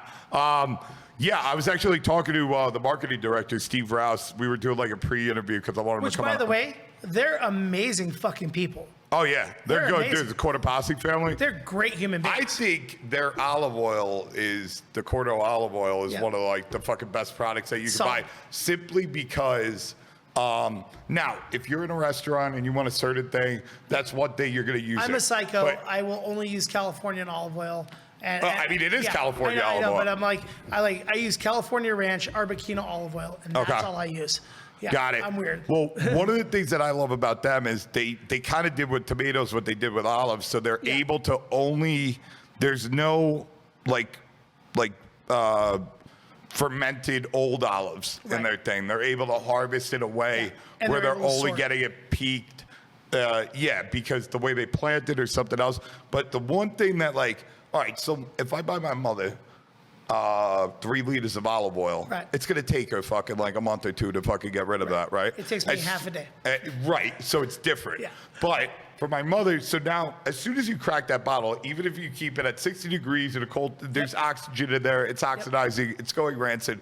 They have like bag of the box wine technology now that as it's dispensing, it's sucking out the oxygen out of it. We use. Thing is, you have the same thing with the olive oil? Yeah, absolutely. Yeah, we have like fucking brown box, fucking gallon. Yes. Boom, hit the button. Yes. Pours out. Yeah, that's it. That's it. That's for me like the game changer. Like I think every fucking company in Italy's got to stop fucking around. With those stupid fucking metal cans that like react if you have high acid fucking olive oil. Right. Well, also they could get rid of if they actually do that now because they have big drums of olive oil that go out, and that's how these mafia goes in and they change it out. If they just vertically integrated their company and started packing like that, bro, what are you gonna do? Exactly. How are you gonna break? How are you gonna? You know what I mean? You're gonna empty it out. They're all gonna come half empty. Yeah. You know what I mean? How do you refill it? Well, what are we doing? Buy one of these every day. What's going on? These are $150 piece. It'd be fucking like. So you take that vertical integration fucking process across food, but now you have once again, you're taking people out of the system. You're taking workers out of the system. You're draining but the population keeps going up. So at some point, we have to figure out what to do with all these fucking people. Right. They can't all work at fucking T-Mobile. No. They can't all be customer service reps. They can't. We need real jobs. If we did American projects, back in the day they did, I think it was under Eisenhower, they did the interstate highway system that cost, would have cost trillions of dollars today to do. It would have been, Why can't we do a project where we get our power? Right. Why can't we do a project? Why is it flooding in fucking in Missouri and we're in the fucking greatest drought of our time in fucking Nevada? Why can't we fucking move water across? Like, why can't we have big ideas to do these things? Why can't we create a solar grid for the country and stop using fucking nuclear fucking power? So the next time we have coal, and all that other garbage all that's that other probably trash contributing. shit. Yes, exactly. You know what I mean? And oh my gosh, we might just get people jobs, and they might be government jobs. Oh darn. Well, you know what? Fucking dude, like, you know, we also have crazy wildfires. Well, you know what? They can't get people to go work for the fucking Forest Service. They like dangerous. People don't want the jobs. Right. They are not trained for those jobs, and we don't train people for those jobs. We don't train people to do a lot of shit that's really, really basic in this fucking country. Well, it hasn't been valued for like generations. Now you got electricians making $200,000 a year because nobody knows what the fuck they're doing. Plumbers. You know what I mean? Plumbers make $200,000 a year. Easy. Bro, easy. But meanwhile, it's like, you know, mommy and daddy are telling everybody, oh, just go to college, study whatever you want. Everything's going to be fine. You know what I mean? You're go gonna get a liberal arts degree. Oh, yeah, bro. Fucking, go become an English teacher and make fucking $35,000 a year. Yeah, it's unbelievable. Like, dude, like, no.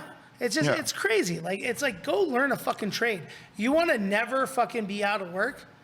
So learn how to fucking use one of those fucking cranes. Be a crane operator. Right. They'll fly you around the world. You'll make fucking $300,000 a year. Dumb money. And you'll never be out of work. And you'll work 8 hours a day. Yeah. You'll fucking be up there sipping coffee, doing this shit all day. You can just take a hiatus whenever you want. Take a fucking year off. Take a year off. They can't stop you. Yeah. They're still going to be short when you come back. Yeah. Like, choose a third world country to go live in. And then when you're done living there, go to any first world country, look up and be like, I'll go work there. Yeah. That's it. Like, it's that fucking easy. Here's one of the things the biggest things that the government fucked up years ago that I think directly relates to us is, I believe it was 1973 when Nixon, so we used to, for a very long time, we used to subsidize small farmers. Yeah. Because that was important for us. We wanted diversity. For whatever reason, we wanted to keep farmers in business. They were getting killed by bigger ones. People were moving to the city. But, you know, in 1930, 90% of the fucking Americans lived on farms. Right. And 10% lived in cities. Right. New York City and then was... that switched. Yeah, and then it literally flipped in 30 years. Yeah. Right? So that they would subsidize you if you're small. Then in 73, Nixon said, oh, you know what we're going to do? We're going to subsidize, instead of subsidizing a small farmer, we're going to subsidize corn. Yeah. So now what happens? Corn and soybeans. Yes. Corn and soybeans. Yeah. So now giant multi-conglomerate corporate. So this is already done. We all know this fucking story. And then we were like, what the story. fuck do we do with all this corn? And now we have corn syrup. And we have corn syrup and fucking everything. Dying. No, right? but now these companies are multi-billion, trillion-dollar, billion-dollar conglomerates, agribusiness. Why are we still paying them? They own 90% of the farms in America now. Why can't we switch back? Like, if you want to go open a farm, the government gives it. Like, if they're already making billions of dollars, why are we paying for them? The biggest move back to farming is people who are coming out of the military. People who are coming out of the military with PTSD and all these different fucking things from our endless wars over the last fucking 20 years. You got these motherfuckers who are figuring out how to grow strawberries that never touch dirt. Really? They're taking fucking strawberry plants, they're putting them on fucking verticals, hydroponics underneath. Right. And they fucking grow off the sides and they're fucking perfect. And they all grow indoors. Kale. Like fucking 40% of the kale in America that all these fucking white people fucking just can't have enough of. Guess what? They fucking grow it all fucking in these vertical farms. Do you use kale? Fuck yeah, I use kale. Oh, okay. People love kale. I have a fucking black kale salad, but like it's a Tuscan kale salad.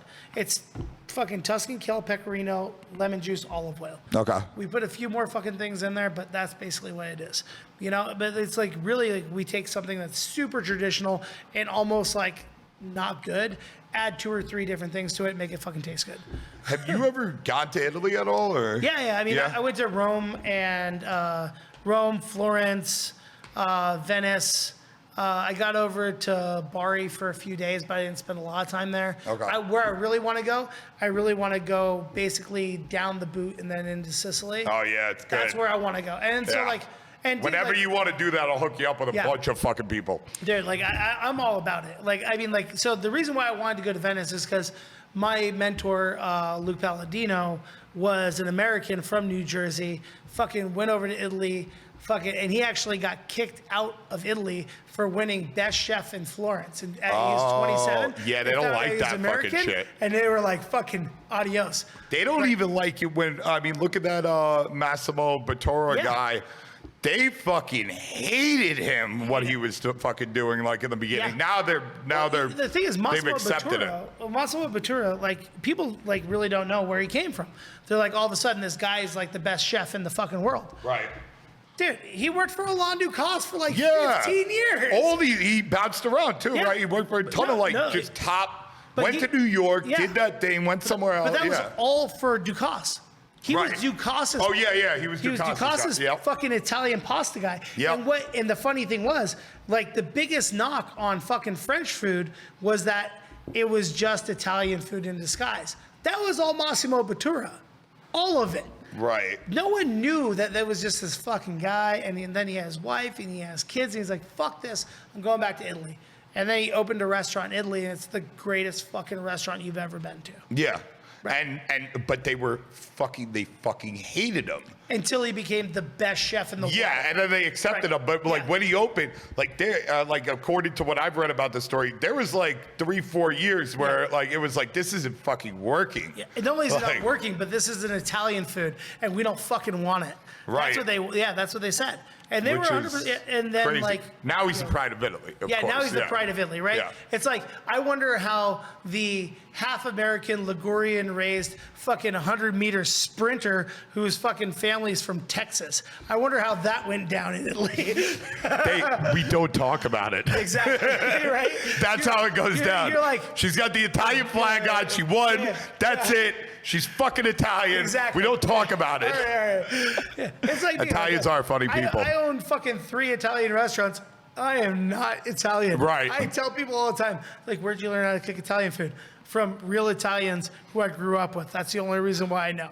Well, yeah, I mean, I always mention this, but like that book, the Italian Foodways book, I mean, it's like the only thing in that book during the oral history that kind of feels anything about like what we know as Italian is like from like this aristocratic rich lady with a French chef, private chef who cooked for her and her siblings and their mother and everything like that. And we would have lasagna and we would have tortellini and brudo and you know what I mean? And our French chef, and we all spoke French too, because like they didn't, like back then the Italian identity was still being formed. And they considered themselves Piemontes or it's the same thing like we were talking Tuscans. about, like the classic Roman pastas, carbonara. 57, probably 70 years old. Yeah. Right. Don't tell some guys that. They'll be like, no, it was the coal miners. Yeah. The fucking coal miners. Coal miners? Really? What the fuck are you talking about? No. Fucking 70 years old, right? Amatriciana, right? Amatrice doesn't even fucking exist anymore. It just got flattened by a fucking an earthquake. Right. The city's gone. Right? Yeah. I mean, like, how can you have a Roman pasta named after that? The fucking shit's 30 years old. Yeah. Like, all these things that people think are these crazy Time Italian immemorial traditions, fucking things. the country of Italy is 160 years old. That's it. Not 1861, Right? I think. Yeah. Like, That's it. But And they were it's- not fucking happy about it, like most of the country. Yeah. The 13 Piemonte, different regions did not want to be a country. It was the king of Sardinia and Piemonte, and he, took Garibaldi, do you remember, called him like- up from Staten Island, was like, come on, get over here, we're going to do something. This is the other thing. I mean, like, and that's the thing is I laugh when people are like, oh, I have this great Italian history and blah, blah, blah. I'm like, there's no fucking Italian history. Come on. It's very regional. It's very specific. There's a history. It's just not what you fucking think it is at No, all. it's just and like if you were America's 95% of the population, Yeah. like when I read these stories from like back in the day in Sicily or in Italy in general, it doesn't matter if you're in Milan or you're in Sicily. It is just like if you're not the cheesemaker or the tax collector, Right. or like the people that are serving these people, which is like 5% of the population, and the rest of it is like 0.01. That's a if you're not that, okay, you are subsistence, cauldron cooking, living, like period. There's no eggs, there's no flour, there's no fucking pasta.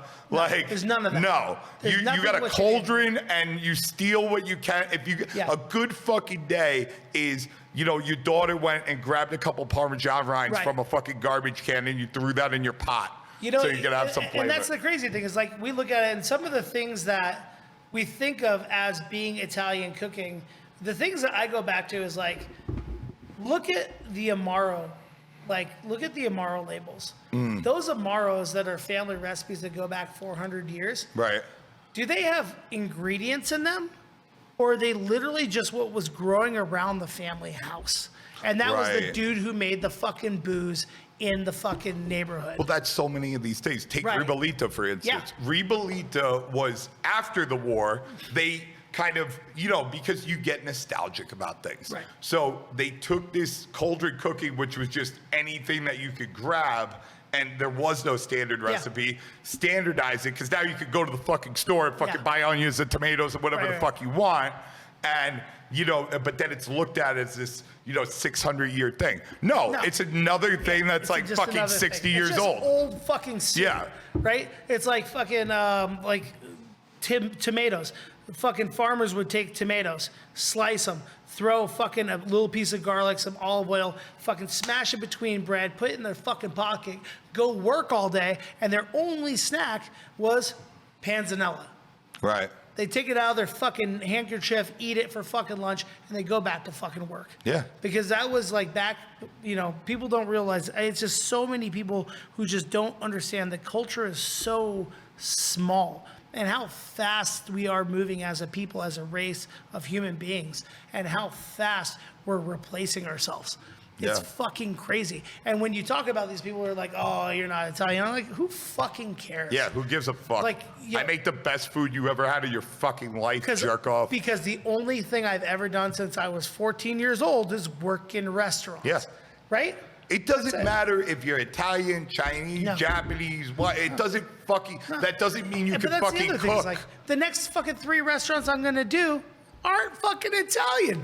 I want to do a fucking French restaurant, I want to do a seafood restaurant, and I want to do a barbecue restaurant. But like when I look, like, okay, I'm gonna take, you know, there's this thing that my grandma made, and how am I gonna elevate it? Really, I'm looking at French techniques Of and course you are. modern culinary techniques. Because, you know, because Caterina de Medici, fucking, who was the princess who moved to the French court, brought her Italian chefs to teach the French how to cook. The aristocracy in France created technique, right? Mm-hmm. This was 1650. Yeah. That was not, that like, nothing was happening before that. They didn't have refined flours until fucking, you know, real refined flours until fucking 1700s. Right. It just didn't And that happen. was very rare. Only, Yes. I mean, you, like, You had to think have a about fucking windmill to mill flour. not only that, but how do you thresh the fucking Yes. wheat? You don't even have a bicycle thing like Right. you see like some of these like hippies have. Yeah. Like you're like beating wheat to get these little seeds. Yeah. And then you gotta fucking mill it. Because the thing is, like, people don't really realize this, is like, Europeans didn't have slavery per se. They just had a bunch of poor motherfuckers who were gonna survive, and one rich guy who was called the King of Sardinia had a bunch of slaves who were basically the people who were living in Sardinia. So they actually in the book they describe what it was. So you and it feels a lot like when you read it, it's like this feels like This is slavery. Yeah. So it was called sharecroppers. So somebody owned the land that they Right. called a padrone, and this guy is literally like I'm thinking about like the Django Unchained almost. 100%. You know what I mean? Where it's Yeah. like who this guy is. So this guy's got goons. Yeah. He owns the fucking land. Yep. Okay, now the deal's supposed to be you work the land and we split the fucking take 50-50. Right. 50 goes to me, Right. and you know, you feed your family or Right. go to market. But I sold you all the fucking seed. But and your tool broke, and I had to pay for that. And these guys don't do mulch. You want water? Yeah, you took the water. Yeah. So it ends up being a 90-10 split. Exactly. And then it turns into almost like what the IMF is in a lot of third world countries, where it's like, now you incurred this debt and you can't where you pay have it back. interest. So now you owe me years. Yeah, you're never getting out of it. That's not when slavery. Christmas comes, you're real fucking lucky that I like hooked up your family with some pasta or whatever Saints Day. Right. You know what I'm saying? Like they're like kind of keep up from revolting or whatever. And listen, bro, if you got a problem with that, and this is real, this isn't an exaggeration. If you got a fucking issue or you talk the wrong way to me and you owe me all this money, guess what's gonna happen? Me and my goons are gonna break all your teeth out of your head, rape your wife, rape your daughter, and we're the fucking law. There's no fucking cop. In England, you know what they call those guys? Knights. Knights. That's exactly what they called them in England. Like, all right, so I got this guy who's covered in metal and has spikes. All right, you have a problem with me? Well, you got to go through that guy first. Yeah. Right? But there was no slavery. Right? No, no, that's not slavery. No. And then once the English fucking moved over here and we started America, then we were just trying to classify which people aren't white enough to be white. Right. And until the 1950s, all of Italy was not a white country. Oh yeah, no, they did not like the Italians over here. Did we forget that?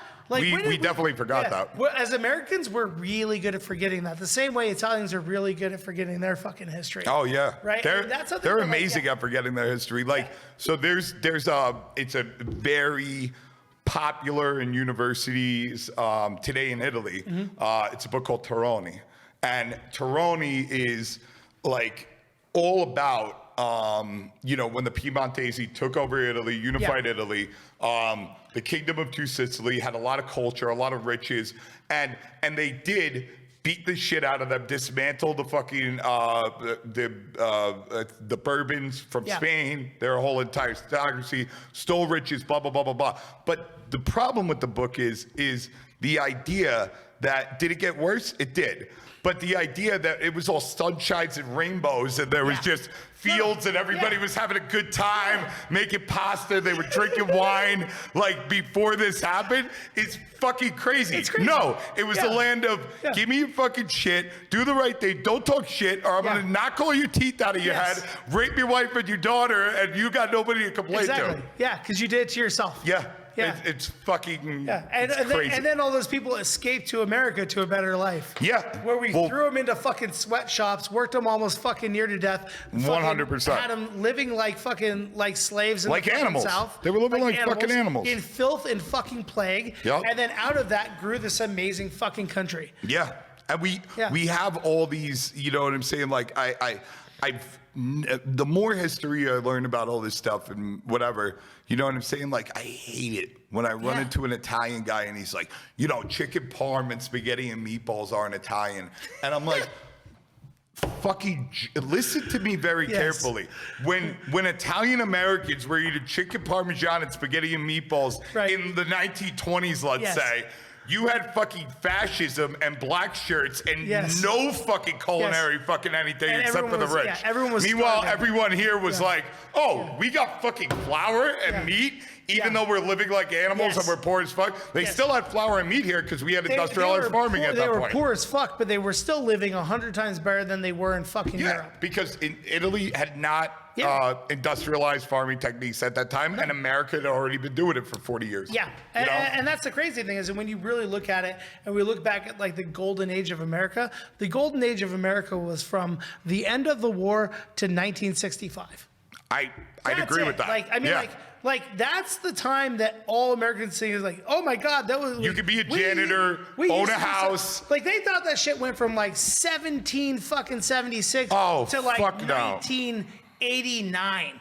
That's when they thought. No, it was like 15 years, bro. Like this whole world is so broken up into these little tiny pockets of growth. Yeah. Right.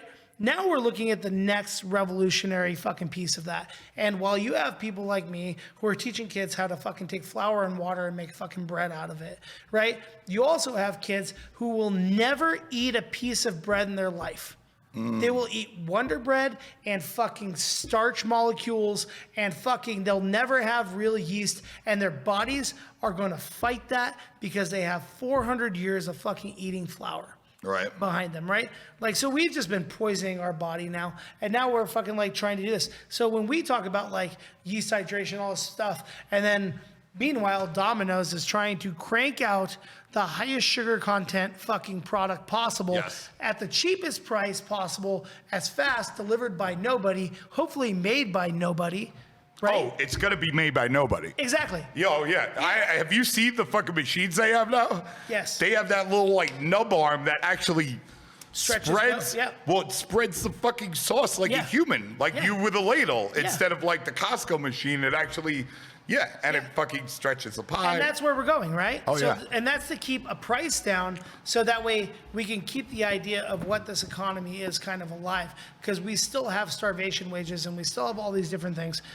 Dude, I'll tell you right now, man. I really think that independent restaurants are gonna go down fucking swinging in this fucking economy. We're never going away. No, because it's gonna be valued. Yeah. And you know what I'm saying? Like, it's gonna. I mean, I think it's gonna take like some vertical integration where it's like, hey man, let's, me, you, and 10 other guys, let's set up a fucking grow up, like in a warehouse down the street, and we're gonna use all that shit so we can keep our prices down. You know who's doing that now? You know who's ahead of the curve on that? Is Spain. Really? The biggest companies in Spain are all co-ops. Okay. Like what they're doing is they're combining technology, combining resources, and they're making it employee-owned stuff. I've heard about this, which is really crazy. Yeah. Because you know what that sounds like?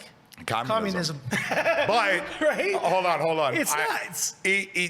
But here's the thing, and this is why I don't want, this is why I don't agree with communism. I like what we have. It needs to be changed, but we can choose in our economy. Right. Me and you can choose Yes. to open an employee-owned factory, business, and no one can tell us we can't do it. Right.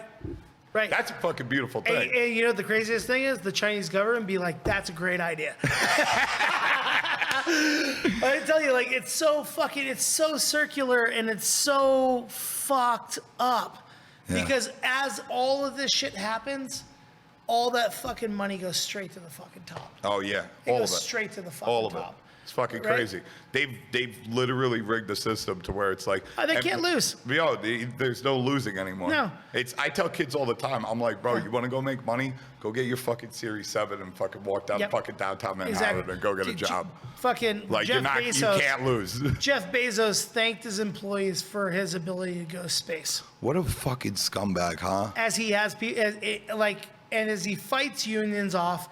He has the best opportunity of anyone in this country of changing our fucking direction. Yeah. Because he has created a business that is owned our consumerism.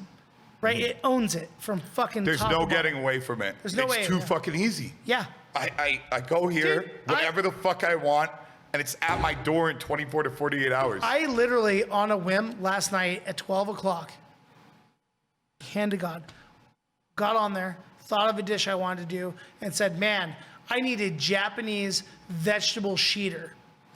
I went on Amazon, ordered it. It was at my house at 10 a.m. Jesus fucking Christ. The most random fucking thing. That's a really random thing. Like, how the fuck do they have that? Vegetable sheeter. Yeah, they just have that sitting in the fucking They're warehouse. like big, there you go. Yep. Like at my house 10 hours later.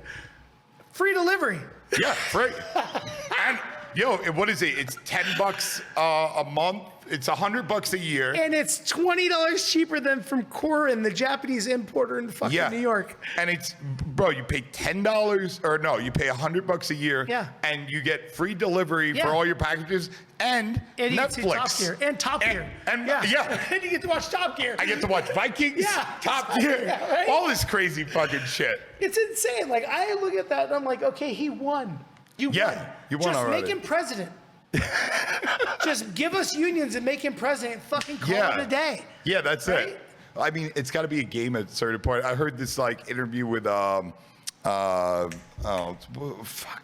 Jesus Christ, what's the black astroscientist? Neil deGrasse Tyson. Neil deGrasse Tyson. Yeah. Yeah, so I heard this. He was doing an interview with somebody who was talking about if you were to like take Jeff Bezos' wealth and line it, put it in a line in dollar bills, you would like encircle the globe like 250 times and then be able to go to the moon and back like 75 times. And it's just like, what? And this dude, all because this dude started an online bookstore 29 years ago. Yeah.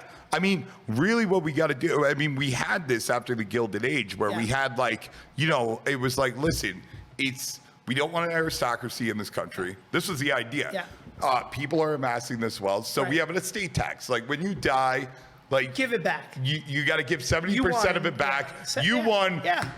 And if your kids like they have such a head start with 30% of that. Like we're talking Rockefeller, Vanderbilt money, blah, blah, blah, blah. Obviously, there were some problems with it because they didn't. But do you remember what those people used to do because they felt like open schools, the Carnegie Mellon University, all these different things. They used to go and they used to build institutions to make this country better. Right. Now these motherfuckers are trying to leave the planet. Yeah. They're leaving. They they're realize gonna go. how fucked we are. They know. Yeah. They're like, these animals, we're gonna be on fucking Mars. When you watch these like kind of like dystopian future things, and there's that one movie, Elysium, where they have the thing that goes around and they all just like live up there. They're living forever. They just throw the garbage back. We got like these medical machines, but like you can't have them. They can cure any disease, fix a broken bone instantly. Exactly. Yeah. Sorry, bro. It's out of your price range. You don't live here. Yeah, you can't afford it. You can't afford it. Yeah. That's but what it is. Here's the craziest thing is the only thing that would stop them from doing that is the fact that most of them are too fucking cheap and short-sighted to build the ring around the world. I don't know. Elon Musk is fucking gonna be on fucking He's trying Mars. to go on Mars, bro. Bro, he's gonna build a colony on Mars. He's building a slave planet on Mars. Like, let's be honest. Like, he's not going there so that way those people can have a better life. I don't think that's what he's doing, actually. You know what I think he's doing? So, have you ever seen The Expanse?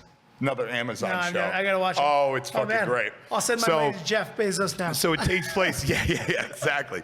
So it takes place. Well, it was a sci-fi show, and then he bought it because he liked it so much. He was like, they canceled it after like the third or fourth season. Oh no. He bought it and kept it going. He's probably writing the show now. Yeah. So basically what it is, I think it's like 300 years in the future or whatever. And, we've colonized Mars. But then Mars was like kind of like fuck, and the moon. So the moon is owned by Earth. It's called Luna, and they have like a giant base on there. The Mars was owned by Earth, but like then they fought for independence, and they're like a very fucking militaristic state. Yeah. And then you have the Belters, which are like these mining communities in the belt that kind of like are beholden to Mars and Earth. Right. But what happens? So. You know what I'm saying? Like if Elon Musk, kind of what it played out like this on the show. If Elon Musk finds any mineral on fucking Mars. Oh yeah, they're gonna make money off of it. But who's gonna get sent to Mars? Not you or me. No. Not some crackhead on the street. No. It's gonna be the best and the brightest the world has to offer. Well, the problem with that is the best and the brightest the world has to offer can't feed, clothe, or fucking take care of themselves. So you got to send people with them. Right. I mean, like, it's not like they weren't all fucking like explorers on the Spanish boats.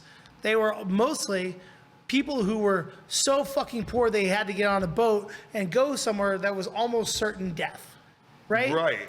So like it's where they're gonna find everybody to go to Mars? Detroit. That's where they're gonna fucking find them.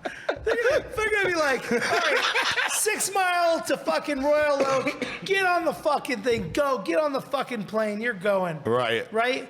They're gonna take those fuckers out of there. They're gonna be like, where are you gonna go? Like Ohio. Like the Rust Belt. They're going to get the people from the fucking Rust Belt. They're going to send them out there. And then they're all of a sudden going to find a mineral. And all of a sudden they're going to like fucking have these guys working 20-hour fucking days. They're going to be like, and they're going to fucking keep their fucking women pregnant. And they're going to start fucking colonizing this fucking place. And half the kids are going to look like fucking Jeff Bezos and fucking Elon Musk. Oh, yeah. They're Yeah. definitely half Yeah. people are going to look like 100%. that. Yeah. That's gonna happen. Yeah, when Elon's there and he's like king and it's like safe. Yeah. He's gonna be Like, there's no other way this ends. Like, because we know this. Like, Yeah. because like, if you really think about it, that's what we've been doing as a human race since we fucking started fucking farming. Since we organized civilization, that's what we've been fucking doing. You're 100% correct. And on that note, I got to get to this Caputo party. Yeah, I got a fucking restaurant full I of fucking animals. love you, James I love Trees. you too. We're fucking doing this soon again. This was Anytime, great. brother. This was literally like, I've always wanted to go off of like cooking and Yeah, pizza and the yeah. story. This was fucking great. I hope you all enjoyed this. Here's the thing about it is everyone over the last 4 years, every episode of like any kind of podcast I've done has always asked me the same 10 questions. Yeah. And I guaranteed myself that you would not do that. And Oh, knew I you don't would. fucking do that. Yeah. And that's why we go for a long Yeah. time because like I love the when long you go format. for 30 minutes, it's just like you sounds never like a get soundbite. there. Yeah. It's That's like what it how many always times is. you have to reintroduce Yeah. yourself to the same fucking audience. Yeah, it's like, oh, so you went to school here, and how's Esther's going? And what do you it's think going the good. It's really secret nice. to your success is? Yeah. And I'm really, It's really not. And then you're done. No, because you actually never actually get to learn about somebody. And Yeah, at the end of the no, day, not like, at all. That's like, I use podcasts like audiobooks. Mm-hmm. Yeah. Yeah, I do the same That's thing. it. Yeah, I do the same I'd thing. rather do that than Yeah. I don't If wanna I'm doing listen. some mundane task, I stick it in. I find somebody maybe I feel like I can learn something from, and I sweep my floors or tend my garden. fucking Or, Robertson. Put Chad Robertson in your ear. Put Yeah, fucking, like, exactly. put Nino Coniglio in your yeah, ear, right? That's it. Yeah. That's it. All Fucking day. A, man. All right, man. I I'll see you appreciate soon. Thanks Cheers. so much for coming. Cheers, mate. Bye, motherfuckers. That was awesome. We gotta do that.